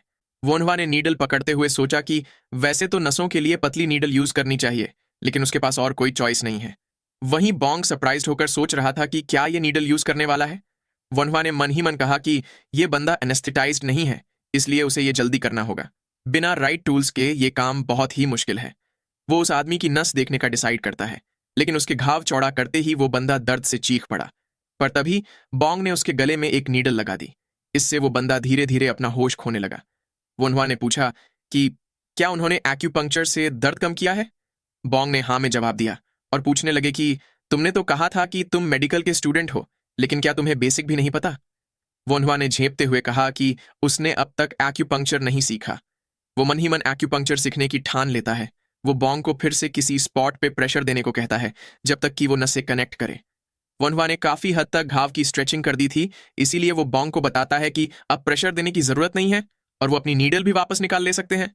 फिजिशियन बॉन्ग पूरी तरह से हैरान होकर लेटे हुए गार्ड को देखकर सोच रहे थे कि क्या इस दुनिया में पहले ऐसा कोई मेडिकल आर्ट था? ये तो काफी अमेजिंग लगता है, और ऊपर से ऐसा लगता है कि इस लड़के को ये करने की आदत है। वहीं वोनहुआ उस गार्ड के भाई को क्या क्या प्रिकॉशंस लेने हैं ये समझ आ रहा था। वो उसे बताता है कि वो 2 हफ्तों के बाद थ्रेड निकाल सकते हैं। थोड़ी देर बाद वो दोनों ही गार्ड्स क्लिनिक से बाहर निकलकर वोनहुआ से थैंक यू कहते हैं। वो खुश होते हुए वहां से जाने लगते हैं। वहीं वोनहुआ उन्हें आगे से हर्ट ना होने के लिए कहता है। बॉन्ग अभी भी उन्हें जाता देखकर सोचता है कि उसे तो लगा था कि वो या तो मर जाएगा या डिसेबल हो जाएगा। तभी पीछे से उन्हें वोनहुआ बुलाता है और कहता है कि वो उनसे एक्यूपंक्चर सीखना चाहता है। फिजिशियन बॉन्ग कहने लगे कि अगर वो उन्हें स्किन की स्टिचिंग करके नसें कनेक्ट करना सिखाएगा तो वो भी उसे एक्यूपंक्चर करना सिखाएंगे। वोनहुआ भी हंसते हुए उनकी बात मान जाता है। वो दोनों ही एक दूसरे से कुछ नया सीखने की उम्मीद जताते हैं। वहीं घर पे चाय पीते हुए ख्वाबोक ने कहा कि उसने सुना था कि उनकी माँ शाम को चलने के लिए गार्डन में गई थी। ख्वाफेन ने कहा कि वोनहुआ ने जैसा कहा था वैसा ही हुआ। टी लेते ही वो पहले से थोड़ी बेहतर हो गई। ख्वाबोक ने भी उसकी बात में हामी भरते हुए कहा कि वोनहुआ की बताई दवाई उस फिजिशियन के प्रिस्क्रिप्शन से बेहतर है। ख्वाफेन ने उससे पूछा कि फिर तो अब ख्वाबोक अच्छे से अपनी स्टडीज पे कॉन्सेंट्रेट कर पाता होगा। ख्वाबोक ने भी जवाब दिया कि हाँ, वो अब थोड़ा रिलीव्ड है, लेकिन आजकल ऐसा लगता है कि वोनहुआ किताबें नहीं पढ़ रहा। वो उससे पैसे मांगता रहता है बाहर जाकर कुछ करने के लिए। ख्वाफेन ने पूछा कि क्या उसे वोनहुआ से इस बारे में बात करनी चाहिए। ख्वाबोक ने उसे ऐसा करने से मना किया और कहा कि बस उसे सेल्फ डिफेंस के लिए थोड़ी सोर्ड्समैनशिप सिखा दो, क्योंकि बाहर खतरा होता है। ख्वाफेन सोचने लगा कि ख्वाबोक के द्वारा उसे मार्शल आर्ट्स सिखाने को कहा जाना थोड़ा अनयूजुअल है। तभी वोनहुआ घर पहुंच जाता है। ख्वाफेन ने पूछा कि क्या तुम अब जाकर घर आए। वोनहुआ ने कहा कि हाँ, वो उससे थोड़ा लेट हो गया। तभी उसके कपड़े पे लगा खून देखकर ख्वाफेन चौंक जाता है। वो उसका हाथ पकड़कर पूछने लगा कि ये क्या है। वोनहुआ ने कहा कि ये उसका नहीं है, ये तो उसने एक बंदे को ट्रीट किया था उसका है। ख्वाफेन पूछने लगा कि ट्रीट से क्या मतलब। अब क्या उसने बाहर घूमकर फिजिशियन की तरह प्रिटेंड करना शुरू कर दिया है। अब क्या वो रेपुटेशन कमाकर रॉयल कोर्ट में फिजिशियन बनने का सोच रहा है। वोनहुआ ने कहा कि ग्रेट फैमिलीज में भी ऐसे लोग होते हैं जो मेडिकल आर्ट्स से रेपुटेशन कमाते हैं, लेकिन फिलहाल बात वो नहीं है। वो उनकी माँ की डिजीज के लिए एक्सपेरिमेंट करने की सोच रहा है। ख्वाफेन ने भी सरप्राइज होकर कहा कि उसे नहीं पता था कि वो ऐसा कुछ कर रहा है। तभी ख्वाबोक ने उसे कहा कि उसकी बताई हुई दवाई इफेक्टिव थी, लेकिन वो तो एक फिजिशियन है भी नहीं, इसलिए ये सब उसे नहीं करना चाहिए। वोनहुआ मन ही मन उसे कमीना बच्चा कहता है। वाफेन हंसते हुए उसे कहता है कि अभी उनकी माँ ठीक हो रही है, इसीलिए वो उस पर ट्रस्ट करता है। वोनहुआ ने भी मुस्कुराते हुए थैंक यू बोला। वाफेन ने उसे आगे बताया कि वाबॉक ने मुझसे तुम्हें सोर्ड्समैनशिप सिखाने को बोला है। वोनहुआ पूछने लगा कि सोर्ड्समैनशिप। वाफेन ने कहा कि वो बिना सोर्ड के बाहर घूमता है, इसलिए वाबॉक वरीड था। वो उसे अपने पीछे आने को कहता है। उसके साथ जाते हुए वोनहुआ ने सोचा कि उसे नहीं पता कि फ्यूचर में क्या होगा, इसलिए उसे ये सीखने का मौका ले लेना चाहिए। तभी वाफेन ने उसकी तरफ कुछ फेंकते हुए उससे वो पहनने को कहा। उस आर्मर को देखकर वोनहुआ ने कहा कि यह कुछ ज्यादा ही मोटा है, इससे तो वो स्लो हो जाएगा। उसने शिकायत की कि अगर वो अकेला इसे पहनेगा तो ये तो अनफेयर होगा, वाफेन को भी पहनना चाहिए। वाफेन ने हंसते हुए पूछा कि क्या तुम मुझे हिट कर भी पाओगे। मुझे नहीं पता कि अगर तुमने बिना मुझे बताए कोई मार्शल आर्ट्स सीखा हो, लेकिन उससे कोई फर्क नहीं पड़ता। अगर तुम मुझे हिट कर पाओ तो मैं भी एक आर्मर पहन लूंगा। वोनहुआ ने उसे हिट होने के बाद रिग्रेट न करने को कहा। वो मन ही मन कहता है कि उसने काफी साल जी रखे हैं। हवाफिन भी उसकी तरफ लकड़ी की सोड फेंकते हुए कहता है कि उसे उम्मीद है कि उसे रिग्रेट हो। उसने पूछा कि क्या अब वो शुरू करे। वो दोनों ही आमने सामने खड़े हो गए। वाफिन वोनहुआ को पहले अटैक करने का मौका देता है। वोनहुआ ने सोचा कि जो सोर्ड्समैनशिप उसे ना आती हो, उसे यूज करने से अच्छा उसे अपनी पिछली जिंदगी में सीखा हुआ केंडो यूज करना चाहिए। उसने अपनी सोर्ड के साथ पोजीशन ले ली। फिर तुरंत ही उसने ह्वाफेन पे अटैक कर दिया। तभी ह्वाफेन ने अपनी सोर्ड बढ़ाई, जो कि सीधा वोनहुआ के पेट में जाकर लगी। उसके लगते ही वोनहुआ पीछे जा गिरा। ह्वाफेन को उसकी सोर्ड बहुत ही धीमी लगती है। उसने वोनहुआ से पूछा कि वो इतना जल्दी क्यों स्विंग कर रहा है। वहीं वोनहुआ दर्द से कराहते हुए सोचता है कि ह्वाफेन ने तो बस हल्के से पोक किया था, वो इतना तेज क्यों था। उसने उठ बैठते हुए कहा कि अब वो उसे अपनी असली स्किल्स दिखाएगा। अब की बार वो स्लैश करने की जगह स्टैब करेगा। वो फेंसिंग टेक्निक्स का यूज करेगा। फेंसिंग की तेज स्पीड के चलते वो उसे कम से कम एक बार तो हिट कर ही सकता है। वाफेन ये नई सोर्ड स्टाइल देखकर सरप्राइज्ड हो जाता है। वोनहुआ उसकी तरफ बढ़ते हुए सोचता है कि वो अपना हाथ जितना दूर जितना जल्दी हो सके उतना खींचेगा, लेकिन तभी वाफेन साइड में हटकर उसे ब्लॉक कर देता है। इससे वोनहुआ उसके पीछे जा गिरा। वाफेन जमीन पे लेटकर दर्द से कराहते हुए वोनहुआ की तरफ बढ़ा। वो उसे पोके करके पूछने लगा कि उसने अपना मार्शल आर्ट्स किससे सीखा है। वहीं वोनहुआ कहता है कि उसे पता था कि उसका भाई मार्शल आर्ट्स में अच्छा है, लेकिन इतना ज्यादा। वो हावाफेन से एक बार और लड़ने को कहता है।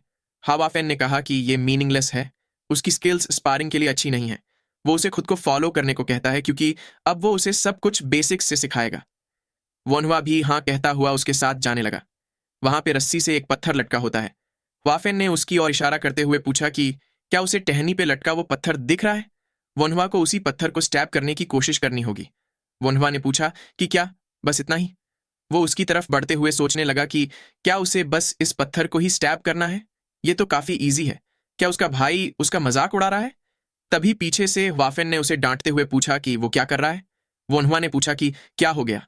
वाफेन ने सोर्ड की मदद से जमीन पर टैप करते हुए कहा कि इधर से करो। उसने वोनवा को बिना डिस्ट्रैक्ट हुए ध्यान से देखने को कहा। वोनवा सोचने लगा कि ये कुछ ज्यादा ही दूर नहीं हो गया। तभी हवाफेन तेजी से आगे बढ़ा और पत्थर को स्टैब कर दिया। वोनवा ये देखकर पूरी तरह से हैरान रह जाता है। वाफेन ने उसे देखते हुए कहा कि अब उसकी बारी। वो पत्थर अभी भी झूल रहा था। वोनवा भी उसके साथ झूलते हुए देखने लगा। वाफेन ने पूछा कि वो ये क्या कर रहा है। वोनवा ने बताया कि वो इसके ठहरने का वेट कर रहा है। वाफेन ने पूछा कि क्या उसने कभी एनिमी को एक जगह खड़े देखा है। वो उसे उस हिल रहे पत्थर को ही स्टैब करने को कहता है। वोनवा ने पिस्ट होते हुए सोचा कि लेकिन जब वो स्टैब कर रहा था तब तो पत्थर स्थिर था। ये तो अनफेयर है। वो उस पत्थर को स्टैब करने की कोशिश करता है लेकिन वो उसे हर बार चूक जाता है। वाफेन वहां से जाते हुए उसे कहता है कि अगर वो 10 में से 3 बार कंसेक्यूटिवली सक्सीड हो जाए तो वो वापस जा सकता है। वहीं वह हांफते हुए सोचता है कि ये तो स्टैब हो ही नहीं रहा। वो बार बार कोशिश करते हुए उस पत्थर को हिट हो जाने के लिए रिक्वेस्ट करता है। कुछ कुछ बार वो पत्थर को हिट कर भी देता था। थोड़ी देर बाद वो हांफते हुए जमीन पर बैठ गया और इरिटेट होकर सोचने लगा कि वो 100 में से बस 3 बार ही उसे हिट कर पाया है। उसने सोचा कि क्या उसे मार्शल आर्ट्स पे गिव अप करके बस अपने मेडिकल आर्ट पे फोकस करना चाहिए। लेकिन तभी उसे अपना वो असैसिनेशन वाला दिन याद आता है। वोनवा हांफते हुए खड़ा हो गया और कहने लगा कि वो पिछली बार की तरह नहीं मर सकता। उसने डॉक्टर बनने के लिए काफी कुछ सहा था और अगर उससे कंपेयर किया जाए तो ये पत्थर तो कुछ भी नहीं है। वो फिर से हिट करने के लिए रेडी हो गया। ऐसे ही पूरी रात बीत जाती है। अगले दिन बर्ड्स की चहचहाहट के साथ सुबह होती है। वाफेन उबासी लेते हुए बाहर आया। वो सोचने लगा कि क्या पिछले दिन उसने वनहुआ को जो करने को बोला था उसमें वो सक्सीड हुआ। तभी उसे जमीन पर एक गड्ढा दिखता है। वो सोचने लगा कि यह गड्ढा क्या है। उसने इतना तो कितनी देर तक ट्राई किया होगा कि यहाँ गड्ढा बन गया। पेड़ की तरफ देखकर वो पूछने लगा कि यहाँ 3 पत्थर क्यों हैं। क्या उसने परहैप्स एक साथ 3 पत्थरों को मारने की कोशिश की थी। वहीं घर के अंदर वनहुआ आराम से सोकर उठता है। उसने अंगड़ाई लेते हुए कहा कि उसे अच्छी नींद आई। तभी अपना हाथ देखकर वो दंग रह गया। वो सोचने लगा कि ये क्या है। उसे एक दिन में ही मसल्स कैसे आ गए। ये अजीब है क्योंकि उसे तो दर्द भी नहीं हो रहा। क्या ये रीइंकार्नेशन से मिला बफ है। तभी उसे फिजिशियन बॉन्ग याद आते हैं। उसने उनसे आज मिलने को कहा था। सीन शिफ्ट होता है और हमें शहर दिखाया जाता है। फिजिशियन बॉन्ग का क्लिनिक ओपन हो चुका है। वो वहीं बैठे हाथ में कुछ पकड़कर कहते हैं कि उन्होंने ब्लैकस्मिथ से जल्दबाजी में ये नीडल भी बनवाई। वनहुआ अब तक आया क्यों नहीं। उन्होंने याद करते हुए सोचा कि इंसान की नसें पतली होती हैं लेकिन वो तो मोटी नसों वाले पिग्स को भी स्टिच नहीं कर पा रहे थे। उन्हें इसकी आदत डालने के लिए कई दसों पिग्स लेने पड़ेंगे। तभी वनहुआ वहां पहुंच जाता है। उसे वहां देखते ही बॉन्ग खुशी से उसकी ओर बढ़े और पूछने लगे कि क्या उसने खाना खाया। वनहुआ ने कहा कि नहीं, अब तक नहीं। बॉन्ग उसे ले जाते हुए मुस्कुराकर कहते हैं कि तो पहले खाना खा लेते हैं। खाना देखकर तो वनहुआ की खुशी का ठिकाना ही नहीं था। वो मीट देखकर काफी एक्साइटेड हो जाता है। उसे रीइंकार्नेशन के बाद ये पहली बार मीट खाने को मिल रहा है। वो मील के लिए शुक्रिया करता है और खाने लगता है। तभी बॉन्ग ने उसे एक नीडल दिखाते हुए कहा कि उसने ये तैयार करवाया है। उसका इसके बारे में क्या ख्याल है। उस नीडल को देखकर वनहुआ काफी सरप्राइज्ड रह गया। वो पूछने लगा कि उन्हें ये कहाँ से मिली। उसने सोचा कि ये तो एकदम परफेक्ट है। बॉन्ग ने पूछा कि क्या ये खराब है। वनहुआ ने बताया कि नहीं, बल्कि ये तो उसने जितना सोचा था उससे भी बेहतर है। इसे किसने बनाया। वो सोचता है कि वो उससे और भी टूल्स बनवा सकता है। बॉन्ग ने बताया कि ये उन्होंने दूसरे शहर के ब्लैकस्मिथ से बनवाया था। वो लोग सोल्जर्स के वेपन्स बनाते हैं लेकिन उन्होंने मुश्किल से उनसे ये बनवाने के लिए फेवर मांगा। वनहुआ भी उनकी बात ध्यान से सुनता है। फिर उसने उन्हें थोड़ी देर रुकने को बोलकर एक कागज निकाल के उस पर काफी सारे और टूल्स की ड्राइंग बनाने लगा। बॉन्ग ने पूछा कि ये सब क्या है। वनहुआ उन्हें सारे टूल्स के काम समझाता है, जैसे कि ब्लड वेसल्स पकड़ने के लिए, स्टिचिंग के लिए, हड्डी स्प्रेड करने के लिए, वगैरह वगैरह। बॉन्ग ने कहा कि वो गारंटी नहीं दे सकता क्योंकि ये सारे टूल्स बनवाने के लिए कुछ ज्यादा ही डिटेल्ड है। वनहुआ ने कहा कि अगर उसकी थोड़ी बहुत भी नकल होगी तो भी पेशेंट्स को ट्रीट करने में काफी हेल्प मिलेगी। थोड़ी देर बाद उसने खाना खत्म कर लिया। वो डकार मारते हुए फिर से खाने के लिए थैंक्स कहने लगा। बॉन्ग कुछ ढूंढते हुए कहते हैं कि उनके पास उसे दिखाने के लिए कुछ है। उन्होंने उसके सामने एक पिग की नस रख के कहा कि उन्होंने पिग की ब्लड वेसल्स पे ट्राई किया था। वोनवा ने पूछा कि क्या उन्होंने प्रैक्टिस की थी। वो मन ही मन कहने लगा कि तभी खाने में इतना सारा मीट था। उसे देखते हुए वोनवा ने कहा कि थोड़ा खून निकल गया, लेकिन फिर भी उन्होंने काफी अच्छा किया है। बॉन्ग ने पूछा कि क्या सही में? तो फिर खून क्यों? वोनवा ने समझाते हुए कहा कि खून का फ्लो भी नसों के साथ बदलता है, इसलिए सबसे पहले उन्हें उसकी डायरेक्शन पता करनी होगी। बॉन्ग भी सब कुछ ध्यान से समझने लगते हैं। वोनवा उन्हें और भी चीजें समझाने लगा। उसने उन्हें स्टिचिंग करके दिखाते हुए कहा कि इसे ऐसे करना है। बॉन्ग ने भी कहा कि वो समझ गए। तभी एक बंदा कोई मनिकिन लाकर कहता है कि वो उन्होंने जो मंगवाया था उसे ले आया है। बॉन्ग ने उसे वहां रखने को कहा। वोनवा सोचने लगा कि क्या अब उसकी एक्यूपंक्चर सीखने की बारी है। बॉन्ग उसे ध्यान से देखने को कहते हैं। उन्होंने मैनिकिन के सिर की तरफ इशारा करके कहा कि इसे वेंड पॉइंट कहते हैं और ये हेडेक्स के लिए होता है। बेंड पॉइंट लार्ज इंटेस्टाइन की मूवमेंट से रिलेटेड होने के लिए जाना जाता है। वनवा ने इतने सारे पॉइंट्स देखकर सोचा कि उसे तो लगा था कि बस कुछ ही एक्यूपंक्चर पॉइंट्स होते हैं। उसने बॉन्ग से पूछा कि क्या इस पर जितने हैं उतने ही एक्यूपंक्चर पॉइंट्स होते हैं। बॉन्ग ने बताया कि जहां तक उन्हें पता है बस इतने ही हैं, लेकिन कहा जाता है कि सिर्फ रॉयल कोर्ट के फिजिशियन को कुछ और स्पॉट्स भी पता है। वनवा सोचने लगा कि इसका मतलब उन लोगों ने अब तक सारे पॉइंट्स नहीं ढूंढे। तभी उसे कुछ अजीब फील होता है। उसे कुछ और पॉइंट्स दिखने लगते हैं। वो सोचता है कि क्या ये मॉडर्न एक्यूपंक्चर पॉइंट्स हैं? यहां तक कि उनके बाजू में एक्सप्लेनेशन भी लिखा हुआ है। ये मेमोरी की तरह नहीं बल्कि अपने सामने एक किताब पढ़ने की तरह फील होता है। क्या ये भी रीइंकारनेशन के बाद मिली एबिलिटी है? तभी बॉन्ग ने कहा कि इतना एक्सप्लेनेशन बेसिक्स के लिए काफी है। वनवा का ध्यान अपनी तरफ ना पाकर उन्होंने टेबल पे हाथ मारते हुए पूछा कि क्या वो उन्हें सुन रहा है। वनवा ने डरते हुए हाँ में जवाब दिया। उसने गुस्से से भर चुके बॉन्ग से कहा कि वो सुन रहा था। बॉन्ग ने पूछा कि तो फिर अभी मैंने सी ऑफ विटैलिटी के बारे में जो कहा वो बताओ। वनवा कहने लगा कि वो बैक पेन के लिए होता है। तभी उसे फिर से कुछ फील होता है। उसके सामने ह्यूमन बॉडी का और भी एक्यूरेट 3D मॉडल दिखने लगता है। वो उसे देखकर फिर से डिस्ट्रैक्ट हो गया। उसका ध्यान फिर से भटका हुआ पाकर बॉन्ग बहुत ही ज्यादा अनॉयड हो रहे थे। उन्होंने गुस्से से कहा कि वो जवाब देते हुए बीच में क्या सोच रहा है। वोनवा भी अपना ध्यान वापस उनकी तरफ करता है। बॉन्ग गुस्से से वहां से जाते हुए कहते हैं कि शायद वो अभी एक्यूपंक्चर के बारे में उनसे सुनने या सीखने के लिए रेडी नहीं है। वोनवा कहने लगा कि ऐसी बात नहीं है। बॉन्ग ने कहा कि अगर ऐसा है तो वो चेक करेंगे कि वोनवा सच में रेडी है या नहीं। वो किसी से उनके कमरे से ऑल एक्यूपंक्चर टेक्निक्स की किताब लाने को कहते हैं। सारी एक्यूपंक्चर टेक्निक्स की किताब के बारे में सुनकर वोनवा भी दंग रह जाता है। बॉन्ग ने उसे काफी सारी किताबें दिखाते हुए कहा कि वो उसे 4 दिन देंगे। 4 दिनों में उसे इनमें लिखी हर चीज याद करनी होगी। तब तक वो उसे एक्यूपंक्चर टेक्निक्स नहीं सिखाएंगे। उन्होंने वो किताबें वोनवा के सामने रख दी।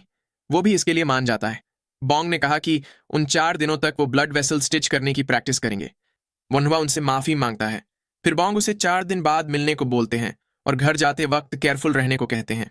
घर की ओर जाते हुए वोनवा सोचने लगा कि वो चीजें भी एक्यूपंक्चर सीखते वक्त ही क्यों दिखने लगी। शायद अब से उसे केयरफुल रहना होगा। फिर लेट होता देख वो भागकर घर जाने लगा। थोड़ी ही देर में वो अपने घर पहुंच गया। वो दरवाजे से अंदर घुसा ही था कि तभी किसी ने पूछा कि वो अब तक कहाँ था। ये वाफेन होता है जो उसे सीरियस एक्सप्रेशंस के साथ देख रहा था। वोनवा ने उसे बताया कि वो फिजिशियन बॉन्ग से मिलने गया था। उसने उनसे कुछ एक्यूपंक्चर की किताबें भी बोरो की है जिसकी उसे जरूरत थी। इस पर सरप्राइज्ड होते हुए वाफेन ने पूछा कि क्या वो बॉन्ग फैमिली क्लिनिक वाले फिजिशियन बॉन्ग की बात कर रहा है? क्या वो सच में डॉक्टर बनने की सोच रहा है? वोनवा ने पूरे कॉन्फिडेंस से कहा कि हाँ बिल्कुल। उसे ऐसे देख वाफेन ने मुस्कुराते हुए कहा कि वो उससे अग्री करता है, लेकिन इसके लिए उसे उनकी माँ को भी मनाना पड़ेगा। वोनवा ने भी मुस्कुराते हुए कहा कि वो भी इसके लिए पूरी तरह से डिटर्मिन्ड है। वाफेन उसके इस डिसीजन पे खुश होता है और आगे पूछता है कि क्या पिछले दिन वो सक्सीड हुआ था। वोनवा ने एक स्माइल दी और प्राउड फील करते हुए कहा कि वो पूरे 10 बार सक्सीड हुआ था। उसकी बात पर चौंकते हुए वाफेन ने पूछा कि क्या सही में? वोनवा ने जवाब दिया कि वो इन किताबों को पढ़ने के बाद उसे फिर से वो करके दिखाएगा। वाफेन ने कहा कि फिर से किताबें? वो भागते हुए वोनवा को देखकर सोचता है कि वो झूठ बोलने वालों में से नहीं है, लेकिन फिर भी 10 बार की बात का कोई सेंस नहीं बनता। वहीं कमरे में बैठा वोनवा किताबें पढ़ने लगता है। उसे पता चलता है कि इसमें दी गई इंफॉर्मेशन मॉडर्न एक्यूपंक्चर पॉइंट से अलग है। क्या उसे इन किताबों में अपनी माँ की डिजीज के बारे में कोई इंफॉर्मेशन मिल सकती है? लेकिन काफी ढूंढने पर भी उसे सिर्फ लिवर से रिलेटेड ही कुछ मिलता है। उसने सोचा कि शायद गॉल ब्लैडर का पॉइंट अब तक खोजा नहीं गया। इसलिए वो इस ईरा के एक्यूपॉइंट्स को मॉडर्न ईरा के पॉइंट्स से कंपेयर करने की सोचता है। लेकिन उसे चिंता थी कि अगर किसी ने इसे देख लिया तो काफी प्रॉब्लम हो जाएगी। तभी उसे कुछ आइडिया आता है और वो मुस्कुराते हुए हंगुल यानी कि मॉडर्न कोरियन स्क्रिप्ट को यूज करने की सोचता है, जिसकी खोज अब से 1200 साल बाद होने वाली थी। उसने एक्यूपंक्चर टेक्निक को न्यूरोलॉजी के साथ कंपेयर कर दिया। वो इसे आराम से स्टडी करने लगता है। ऐसे ही शाम हो जाती है और डिनर करते वक्त हुआबॉक उससे बताता है कि उसने ब्रेकफास्ट और लंच दोनों ही स्किप कर दिया था। वो ऐसा तो भला क्या कर रहा है? वोनवा ने बताया कि वो उसने जो फिजिशियन बॉन्ग से एक्यूपंक्चर की किताबें ली थीं उसे कॉपी कर रहा था। ये सुन हुआबॉक ने पूछा कि क्या वो सच में फिजिशियन बनने की सोच रहा है? वोनवा ने आराम से अपना खाना खाते हुए उसे हाँ में जवाब दिया और कहा कि वो फिजिशियन बनना चाहता है। उसकी बात पे हुआबॉक भड़क जाता है और चिल्लाकर पूछता है कि उसने क्या कहा। क्या उन लोगों ने उसे बाहर पढ़ने इसलिए भेजा था कि वो एक फिजिशियन बन सके? वोनवा पिस्ट होते हुए सोचता है कि सारा डॉक्टर बनने में क्या गलत है। वो भी हुआबॉक से थोड़ा ऊंचे आवाज में बात करते हुए पूछता है कि सिर्फ फिजिशियन से उसका क्या मतलब? वो लोगों को ट्रीट करने और जिंदगी बचाने वाली फील्ड के बारे में ऐसा कैसे बोल सकता है? हुआबॉक ने कहा कि उसके कहने का मतलब ये नहीं था कि लोगों का इलाज करना गलत है। वो बस इतना कहना चाहता है कि वो लोग एक ग्रेट फैमिली को बिलोंग करते हैं। उन्हें किताबों और अपने पूर्वजों की विजडम की मदद से अपने एम्परर को सर्व करना चाहिए। उसकी बात पे वोनहुआ इरिटेट हो जाता है। उसने उसे चिल्लाकर पूछा कि तो फिर वो खुद ही क्यों नहीं कर लेते? वो टेस्ट दे और उसे पास कर दे। उनके फादर और उनके ग्रैंडफादर और अब वो, ऐसा नहीं है कि उन्हें कुछ आता नहीं था इसलिए वो सब सिविल सर्वेंट नहीं बन पाए। लेकिन वो इसलिए सिविल सर्वेंट नहीं बन पाए क्योंकि उन लोगों ने कभी रिश्वत नहीं दी। वो आगे अपने भाई से कहता है कि आप काफी टैलेंटेड और अच्छे दिल के आदमी हो। आप बिना रिश्वत दिए भी गवर्नमेंट में काम कर सकते हो। लेकिन मैं ना तो वैसा इंसान हूं और ना ही उस रोल के लिए अच्छा हूं। इसलिए आप चाहे जो भी कहे, लेकिन मैं तो एक फिजिशियन ही बनूंगा। मैं लोगों की बीमारियों का इलाज करूंगा और उन्हें मरने से बचाऊंगा ताकि वो एक अच्छी जिंदगी जी सके। उसकी बात का हुआबॉक भी कोई जवाब नहीं दे पाता। इतना कहकर वोनहुआ वहां से जाने लगता है। हुआफेन उसे उसके लिए रुकने को बोलता है। वहीं हुआबॉक एक गहरी सांस छोड़ता है। हुआफेन वोनहुआ के गले में हाथ डाल के हंसते हुए बोलता है कि उसे नहीं पता था कि वो ऐसे भी बात कर सकता है। उसका छोटा भाई काफी बड़ा हो चुका है। वोनहुआ ने कहा कि उसने कुछ ज्यादा ही डायरेक्टली बोल दिया, लेकिन वो सच था। हुआफेन जवाब देता है कि हाँ, वो डायरेक्ट तो था लेकिन सही भी था। पर सच्चाई जानने में और उसे बोलने में काफी फर्क होता है। उनके बड़े भाई को भी सच पता ही होगा, लेकिन वो कभी बोल नहीं पाए। वोनहुआ कहता है कि ये बहुत ही कॉम्प्लिकेटेड है। ख्वाफिन माहौल हल्का करते हुए मुस्कुराकर उसे कहता है कि जब कुछ कॉम्प्लिकेटेड लगे तो उसे पसीना बना के बहा देना चाहिए। वोनहुआ पूछता है कि ये कब से होने लगा? वहीं ख्वाफिन उसकी बात को इग्नोर करते हुए उसका हाथ पकड़कर बैकयार्ड में जाने को बोलता है। वो ये भी पता कर सकता है कि वोनहुआ 10 बार कैसे सक्सीड हुआ। फिर सीन शिफ्ट होता है और हमें वोनहुआ एक के बाद एक तीनों पत्थरों को हिट करता हुआ दिखाई देता है। वो प्राउडली अपने भाई को बताता है कि देखो, मैंने स्टैब कर दिया। वाफिन भी उससे काफी इंप्रेस्ड हो जाता है। उसने टहनी पे और पत्थर लगाते हुए कहा कि उसे तो लगा था कि वोनहुआ के पास सिर्फ एकेडमिक टैलेंट ही है, लेकिन अब लगता है कि उसके पास मार्शल आर्ट्स का भी टैलेंट है। फिर वो अपनी सोर्ड के साथ पोजीशन लेते हुए बताता है कि अब इस बार 6 पत्थर होंगे। वो वोनहुआ को बिना कुछ मिस किए ध्यान से देखने को कहता है। वो तेजी से सोर्ड लेकर आगे बढ़ा और एक ही झटके में उन सारे पत्थरों को हिट कर दिया। वोनहुआ इम्प्रेस्ड होकर तालियां बजाते हुए कहता है कि ये तो काफी अमेजिंग है। वाफेन उसे कहता है कि अगर वो ये कर पाए तो वो बैंडिट्स के ग्रुप से भी आसानी से नहीं हारेगा, इसलिए उसे मेहनत से ट्रेन करना चाहिए। वोनहुआ भी उसे ठीक है कहता है। फिर वाफेन उसे बताता है कि अब वो उसे ब्लॉक करना सिखाएगा। वो दोनों ही सोर्ड के साथ आमने सामने खड़े हो जाते हैं। वाफेन उसे खुद पर अटैक करने को बोलता है। वोनहुआ ने सीरियस होते हुए सोचा कि उसने स्टैबिंग की काफी प्रैक्टिस करी है। वो तुरंत ही वाफेन की ओर बढ़ने लगता है, लेकिन वाफेन ने उसके सारे स्टैबिंग अटैक्स को डॉज कर लिया। वोनहुआ का अगला अटैक वाफेन ने अपनी सोर्ड की मदद से ब्लॉक कर दिया, लेकिन तभी वोनहुआ को कुछ रियलाइज होता है। उसे वाफेन के पीछे एक ब्लाइंड स्पॉट दिखता है।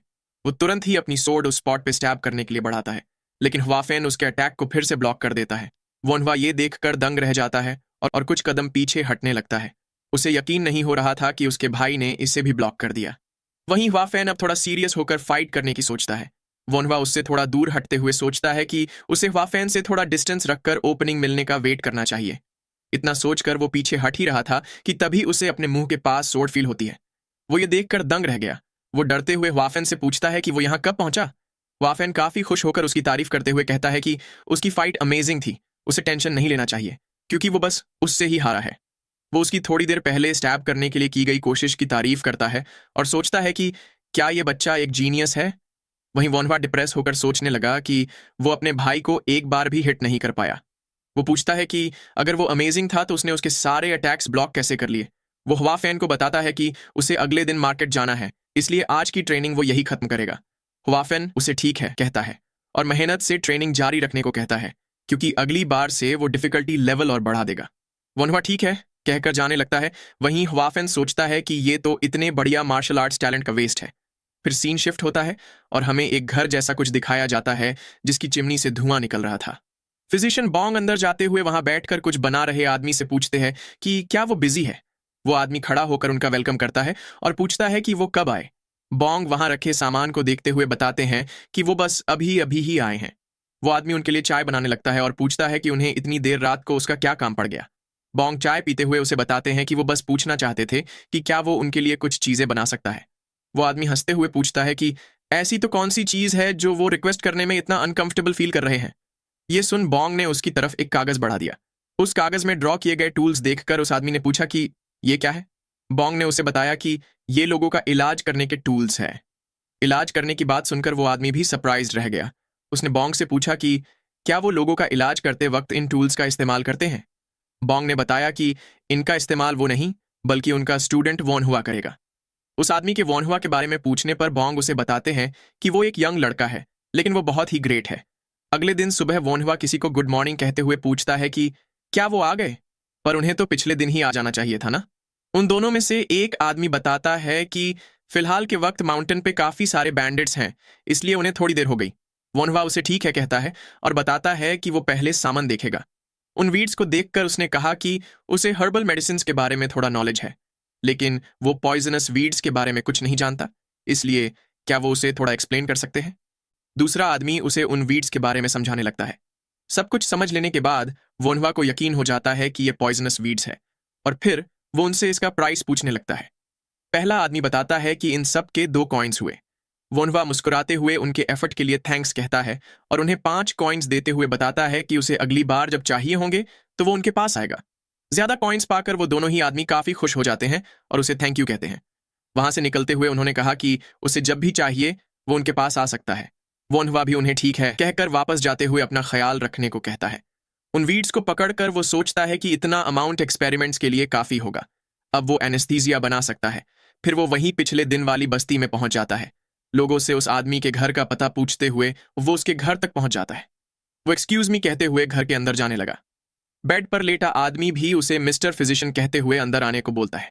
वो वॉनहुआ से माफी मांगता है क्योंकि उसकी वजह से उसे ऐसी जगह पे आना पड़ा।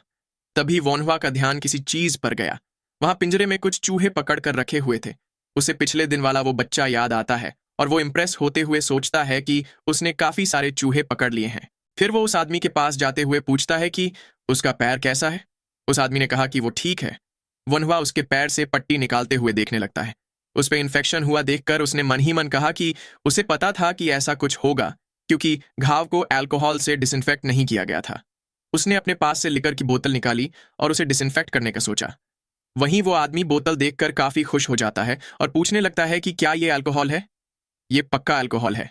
वनवा ने पूछा कि क्या उसे अल्कोहल पसंद है। वो आदमी मुंह से लार टपकाते हुए कहता है कि वो पैसों की कमी के चलते उसे पी नहीं पाता। वोनवा ने एक कपड़े के टुकड़े पर लिकर डालते हुए कहा कि इस अल्कोहल का इस्तेमाल घाव को डिसइंफेक्ट करने के लिए किया जाएगा। वो आदमी पूछने लगा कि क्या वो बचा हुआ अल्कोहल पी सकता है। वोनवा ने मुस्कुराते हुए कहा कि अगर वो चाहे तो पी सकता है, पर फिर उसने ईवल स्माइल देते हुए कहा कि लेकिन उसके बाद उसे उसका पैर घुटनों के नीचे से काटना पड़ेगा। वो आदमी डरते हुए मना करने लगता है।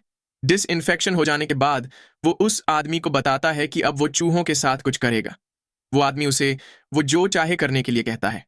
वोनवा चॉपस्टिक से वीड्स पकड़कर चूहे के पास ले जाते हुए मन ही मन उन्हें इसे खा लेने को कहता है।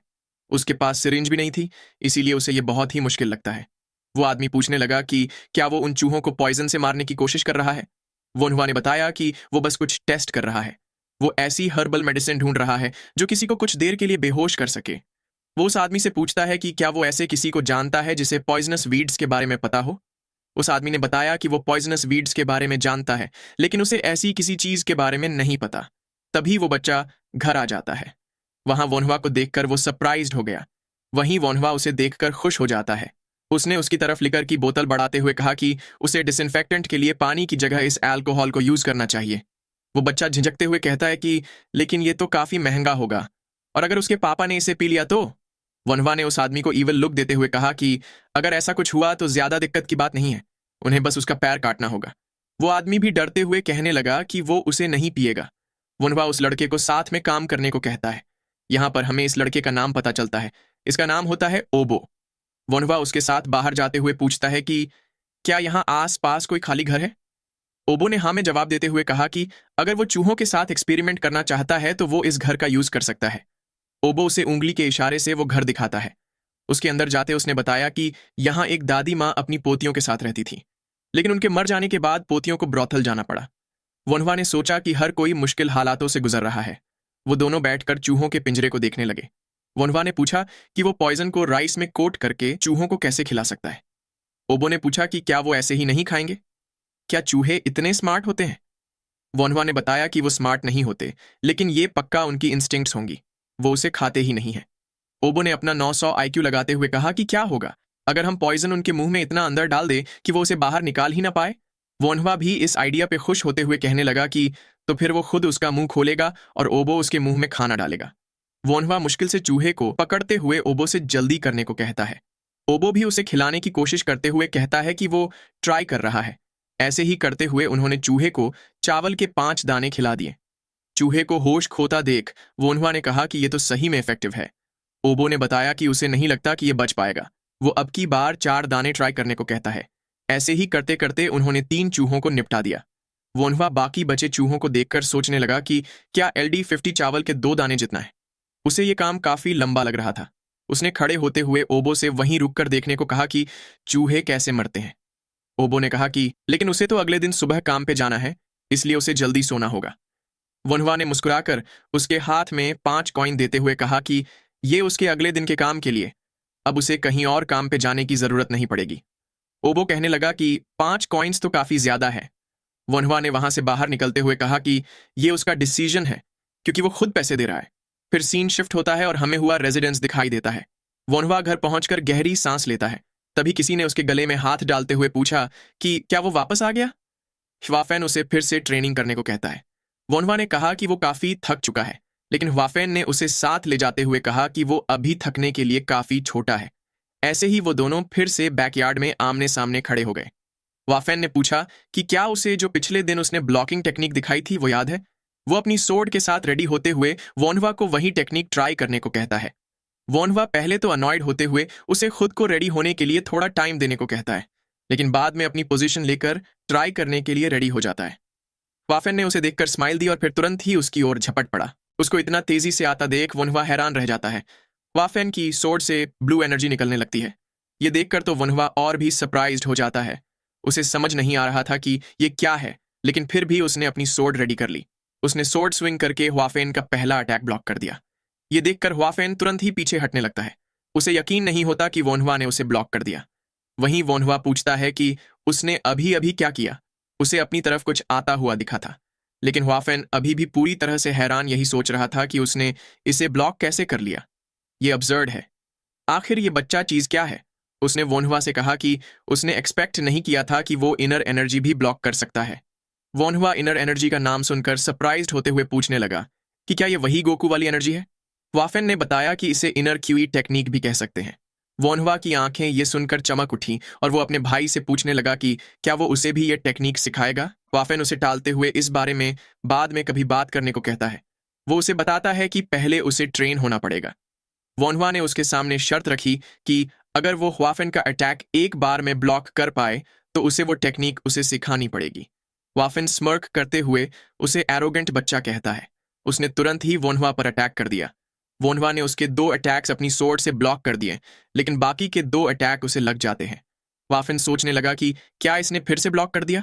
वोन्हवा अफसोस जताता है कि वो 2 बार हिट हो गया। ह्वाफेन ने पूछा कि क्या वो अभी से थक गया।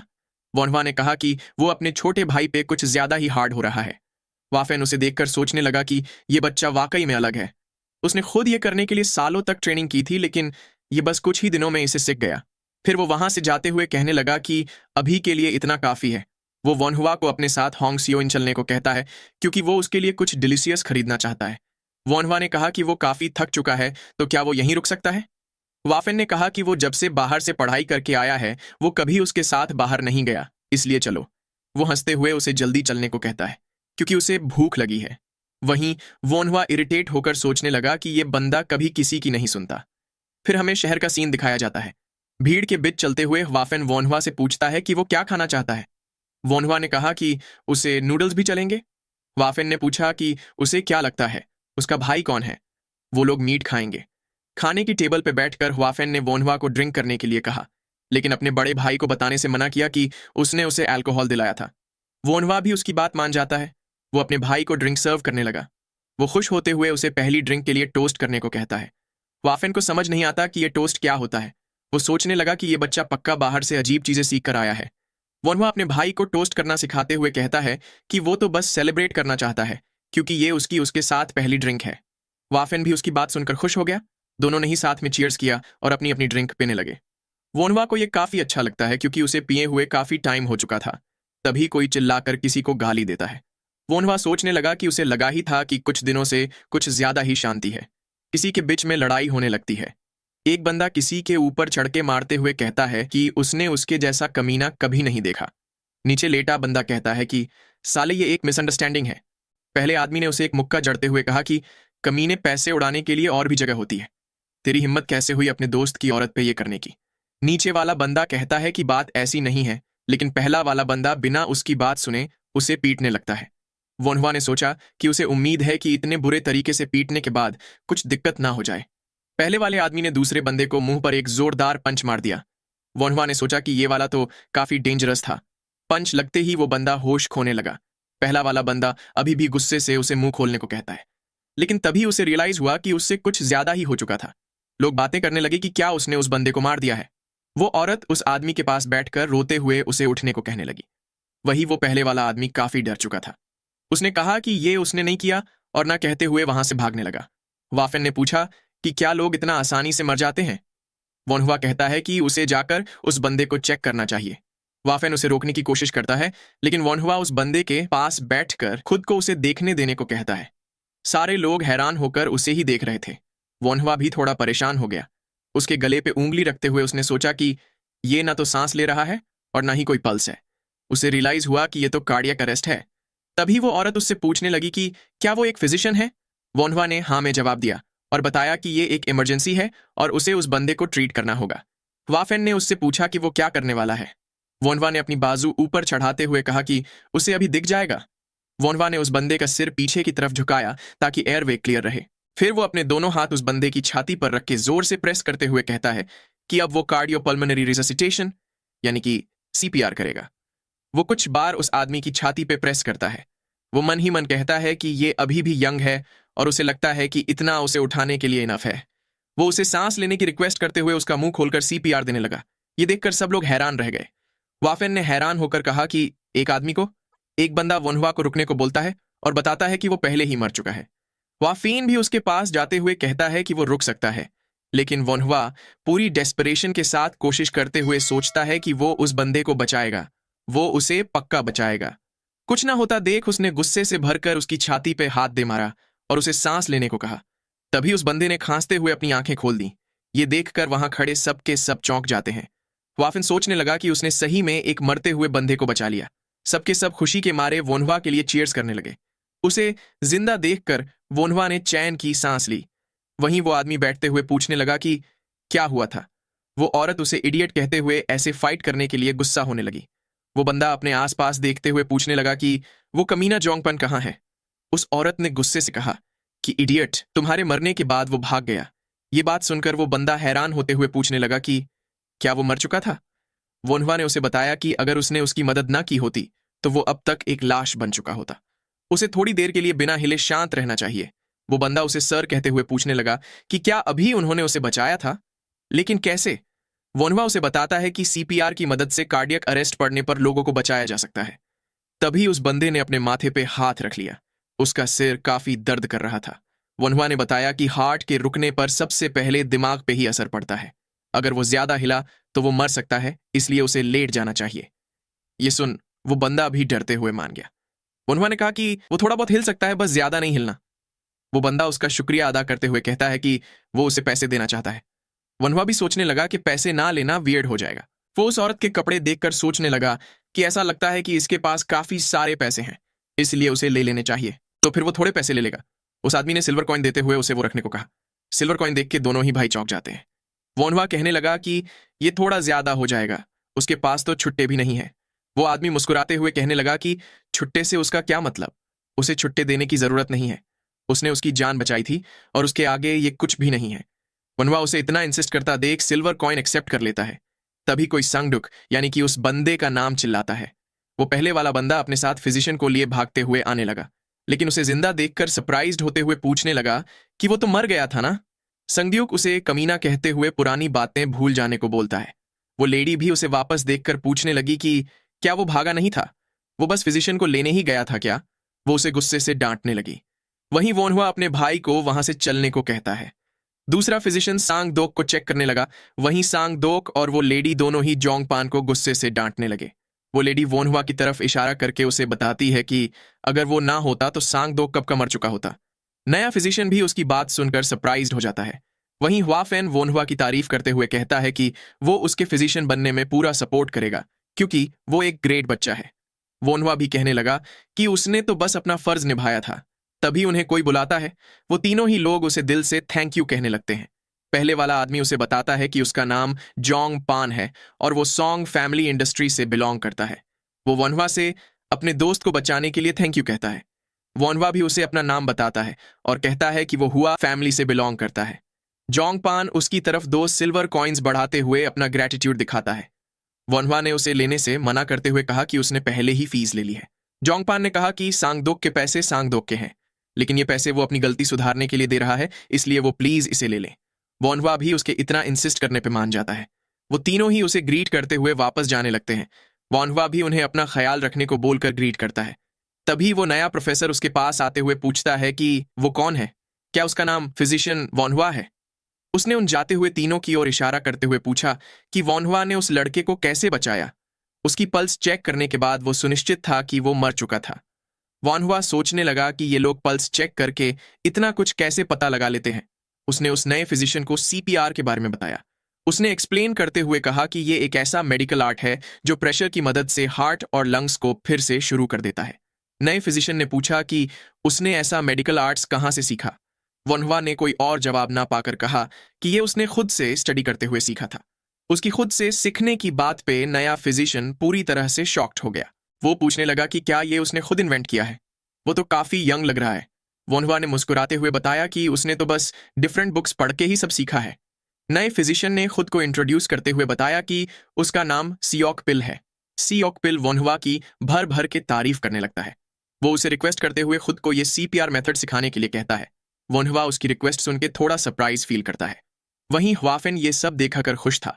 उसे वोनहुआ काफी अमेजिंग लगता है। तभी सियोक ने 10 सिल्वर कॉइन्स बढ़ाते हुए कहा कि वो इस मेथड को सिखाने के लिए उसे पैसे भी देगा। इतने सारे सिल्वर कॉइन्स देखकर वोनहुआ शॉक्ड रह गया।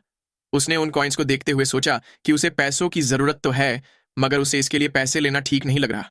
उसे ये मेथड बस सीखा देनी चाहिए ताकि वो कम से कम एक और बंदे की जान तो बचा सके। वोनहुआ ने पैसे लेने से इनकार करते हुए कहा कि इसकी कोई जरूरत नहीं है, वो अगले दिन दोपहर को फिजिशियन बोंग के क्लिनिक पे आ सकता है। सियोक भी खुश होते हुए इसके लिए मान जाता है और अगले दिन मिलने को कहकर वहां से निकलने लगता है। वोनहुआ ने अपनी जगह बैठते हुए कहा कि आखिर अब जाकर थोड़ी शांति हुई। तभी हुआफेन मुस्कुराते हुए उसे पूछता है कि क्या वो सही में उसका छोटा भाई ही है ना। अब वो दूसरे फिजिशियंस को भी सिखाने लगा है, ये तो वाकई ग्रेट है। वोनहुआ ने भी मुस्कुराते हुए कहा कि वो उसी का छोटा भाई है। फिर दोनों ही भाई एक दूसरे को चीयर्स करके ड्रिंक करने लगे। अगले दिन वोनहुआ फिर से वही बस्ती में पहुंच गया। वो सोचने लगा कि उसने जो चूहे ओबो के साथ छोड़े थे उनका क्या हुआ होगा। घर के अंदर जाते हुए वो उस आदमी से पूछता है कि अब उसका पैर कैसा है। वो आदमी भी उसे देखकर बैठने लगा। वोनहुआ ओबो को वहां ना पाकर पूछता है कि क्या वो कहीं गया है। उस आदमी ने बताया कि उसे कुछ एक्सप्लेन करना था, इसीलिए वो अपने काम की जगह पे गया है। वोनहुआ ने सोचा कि ओबो इतना यंग होने के बावजूद भी काफी हार्ड वर्किंग है। वो उस आदमी के पैर से पट्टी खोलते हुए चेक करने लगता है। उसका इन्फेक्शन ठीक हो चुका देखकर वोनहुआ ने बताया कि उसने काफी अच्छे से डिसइंफेक्ट किया है। उस आदमी ने कहा कि उसने फ्रीक्वेंटली डिसइंफेक्ट किया था। तभी कुछ याद करते हुए उसने कहा कि ओबो ने उससे वोन्हवा को कुछ कहने को बोला था। जिस चूहे ने एक चावल का दाना खाया था वो तकरीबन 6 घंटे बाद मरा था। ये सुनकर वोन्हवा ने सोचा कि ये तो प्रॉब्लम की बात है, अगर वो एक दाने से भी मर गया। फिर उसने उस आदमी को फिर से पट्टी लगाकर कहा कि अब वो बाद में आएगा। वो आदमी भी उसे वापस जाते वक्त अपना ख्याल रखने को कहता है। वोन्हवा फिर से उस खाली घर में पहुंच गया। वो पिंजरे में बंद एक चूहे को देखकर सोचने लगा कि उसे इसे काटना होगा, लेकिन उसके पास काफी कम चूहे बचे हैं। वो कुछ ज्यादा नहीं कर सकता क्योंकि 5 में से बस एक ही चूहा सरवाइव कर पाया है। तभी वहां ओबो आ जाता है। उसने बताया कि कल वाला चूहा 6 घंटे से ज्यादा सरवाइव नहीं कर पाया, इसलिए अब उनके पास बस एक ही चूहा बचा है। तभी वोन्हवा की नजर किसी चीज पर पड़ी। वो ओबो जो घास लेकर आया था उसे देखकर पूछने लगा कि वो क्या है। ओबो ने बताया कि उसे कैनबिस कहते हैं। उसे गर्म करके पीने से पेट का दर्द कम होता है, साथ ही उससे कपड़े भी बनाए जा सकते हैं। लेकिन वोन्हवा के दिमाग में कुछ और ही चल रहा था। वो कहने लगा कि उसने इसके बारे में पहले क्यों नहीं सोचा। ओबो भी पूछने लगा कि क्या हुआ। वोन्हवा उस पत्ते को उठाकर सरप्राइज्ड होते हुए सोचता है कि ये तो मैरिजुआना है। ये पक्का मैरिजुआना ही था। उसने सोचा नहीं था कि उसे ये ऐसे देखने को मिलेगा। जिस हिसाब से इसकी साइज है इसमें पक्का काफी सारा THC होगा। वोन्हवा काफी ज्यादा खुश होते हुए सोचता है कि अगर उसके पास मैरिजुआना है तो वो एनेस्थेटिक बना सकता है। वो जल्दी से एनेस्थेटिक बनाने लगा, लेकिन उसे अभी भी पता नहीं था कि ये कितना इफेक्टिव होगा। वो ईवल स्माइल देते हुए चूहे को बिना शर्माए उसे खाने को कहता है। उसे खाते ही चूहा तुरंत बेहोश हो गया। वो उसे पोक करके देखने लगा। कुछ ना होने पर उसने दोबारा जोर से पोक किया। वो अपना कान चूहे के पास ले जाकर ध्यान से सुनता है और खुश होते हुए बताता है कि ये अभी भी सांस ले रहा है। फिर वो अपना मास्क लगाकर आंखों में ईविल लुक लिए नाइफ के साथ तैयार हो गया। ओबो भी उसे ऐसे देखकर डर जाता है। वोन्हवा ने चूहे को काटना शुरू किया। ओबो ने अपनी जिंदगी में पहली बार चूहे के इंटेस्टाइन देखे। वो कहने लगा कि ये इंसानों से ज्यादा अलग नहीं है, बस साइज एंड लेंथ ही अलग है। काटने के बाद वोन्हवा ने उसे टांके लगाकर स्टिच कर दिया। वो अपना मास्क निकालते हुए चैन की सांस लेता है और बताता है कि उसका काम हो चुका है। अब उन्हें बस चूहे के उठने का इंतजार करना है। कुछ घंटे बीतने के बाद वो चूहा होश में आ जाता है, लेकिन वो थोड़ा गुस्से में दिख रहा था। उसे देखते हुए ओबो ने कहा कि ये तो उठ गया। वोन्हवा भी उससे अग्री करता है, लेकिन मन ही मन सोचता है कि ये चूहा उसे ही क्यों घूर रहा है। वोन्हवा ने बताया कि अब उसे बस यही काम 10 बार और करना है। ओबो ने कहा कि इसके लिए तो उन्हें काफी सारे चूहे चाहिए होंगे। वोन्हवा ने उसे बताया कि वो उसे इस काम के लिए और पैसे देगा। ओबो भी हंसते हुए मान जाता है। तभी दरवाजे से एक छोटी बच्ची अंदर आती है। उसने पूछा कि वो फिजिशियन ही है ना। वोन्हवा उसे हाँ में जवाब देता है। वहीं ओबो उस लड़की को मिन आह कह के बुलाता है। वो लड़की उदास होते हुए थोड़ा हिचकिचाती, लेकिन फिर रोते हुए वोन्हवा से अपनी माँ को ट्रीट करने की रिक्वेस्ट करने लगती है। उसने रोते हुए कहा कि अगर वो उसकी माँ को ठीक कर दे तो वो उसके लिए कुछ भी करेगी। उसे जल्दी से कपड़े सिलना और धोना भी आता है। वोन्हवा उसे सीरियस एक्सप्रेशंस के साथ देखने लगता है। ओबो उस लड़की को शांत कराने की कोशिश करता है। वहीं वोन्हवा पीछे एक कपड़ा बिछाने लगता है। वो मुस्कुराते हुए ओबो से मिनाह की माँ को ले आने के लिए कहता है। थोड़ी देर बाद उनकी पल्स चेक करते हुए वोन्हवा बताता है कि उन्हें बस थोड़ा कॉफ है, इसलिए चिंता करने की कोई बात नहीं है। उन्हें किसी भी ट्रीटमेंट या दवाई की कोई जरूरत नहीं है। वो लेडी और मिनआह दोनों ही उसे थैंक यू कहने लगते हैं। उस लेडी की हालत देखकर वोन्हवा ने सोचा कि उसे इन्फेक्शन या बुखार कुछ भी नहीं है, इसलिए ये न्यूमोनिया नहीं हो सकता। ये पक्का उसे कमजोरी की वजह से हुआ है, वरना किसी के हाथ इतने पतले कैसे हो सकते हैं। वो लेडी उसे बताने लगती है कि वो उसे किसी दिन फीस पक्का दे देगी। वोन्हवा अपनी जेब से कुछ निकालते हुए कहता है कि वो उसे कुछ प्रिस्क्रिप्शन देगा। उसने मुस्कुराते हुए उस औरत के हाथ में एक सिल्वर कॉइन रखते हुए कहा कि इससे 2 महीनों तक अच्छे से खाना, यही प्रिस्क्रिप्शन है। ये देखकर वो लेडी हैरान रह जाती है। वो उसे बताती है कि अगर उसने ऐसा किया तो वो काफी सॉरी फील करेगी। वोन्हवा उसे कहता है कि अगर उसे सॉरी फील हो तो उसे जल्दी ठीक हो जाना चाहिए। वो चाहे तो किसी दिन उसे पैसे वापस कर सकती है। मिनआह उसकी बातें सुनकर रोने लगती है और उसे थैंक यू कहती है। वो लेडी घर जाते वक्त फिर से उसे शुक्रिया कहती है। वोन्हवा उन्हें गुड बाय कहता है। ओबो कहता है कि वो सही में एक ग्रेट फिजिशियन है। वोन्हवा ने कहा कि वो सिर्फ लकी था कि उसके पास उनकी मदद करने के लिए पैसे थे। ओबो ने बताया कि पर फिर भी इससे माइनाह को काफी मदद होगी। वोन्हवा ने बैठते हुए कहा कि वो लोग हमेशा ऐसा नहीं कर सकते। इससे मदद पाने वाले और मदद करने वाले दोनों को ही दिक्कत होगी। सबसे जरूरी काम उन्हें अपने आप जिंदगी जीने के लिए एबल बनाना होगा, लेकिन ऐसे वक्त में यह थोड़ा मुश्किल भरा काम है। ओबो ने कहा कि लेकिन अगर वो थोड़ी मेहनत करे और एफर्ट डाले तो ये हो सकता है। वोन्हवा ने बताया कि यह मेहनत करने से सॉल्व हो जाने वाली प्रॉब्लम नहीं है। इसके लिए उन्हें सबसे पहले दुनिया को वैसा बनाना पड़ेगा, या फिर कम से कम ऐसी दुनिया जहां कोई वॉर ना हो। ओबो ने कॉन्फिडेंस के साथ कहा कि उसकी बात वोन्हवा को इडियट जैसे लग सकती है, लेकिन उसे पूरी उम्मीद है कि दुनिया वैसी जरूर बनेगी। अगर वो खुद वोन्हवा की तरह बन पाए, अगर और लोग भी वोन्हवा की तरह बन पाए, तो दुनिया जरूर बदलेगी। वोन्हवा कहने लगा कि दिन दहाड़े ऐसे सपने देखने वालों का तो वो खुद भी इलाज नहीं कर सकता। ओबो उसकी बात से चिढ़ जाता है। वोन्हवा मुस्कुराते हुए उसे देखता है और खड़ा होकर बताता है कि वो खुद भी कोई इतना ग्रेट इंसान नहीं है, पर उसे उम्मीद है कि ओबो का सपना पूरा हो जाए। उसे भी उम्मीद है कि ये दुनिया चेंज हो, और इसीलिए वो उससे पूछना चाहता है कि क्या वो उसके असिस्टेंट की तरह काम करना चाहेगा। ओबो ने पूछा कि असिस्टेंट?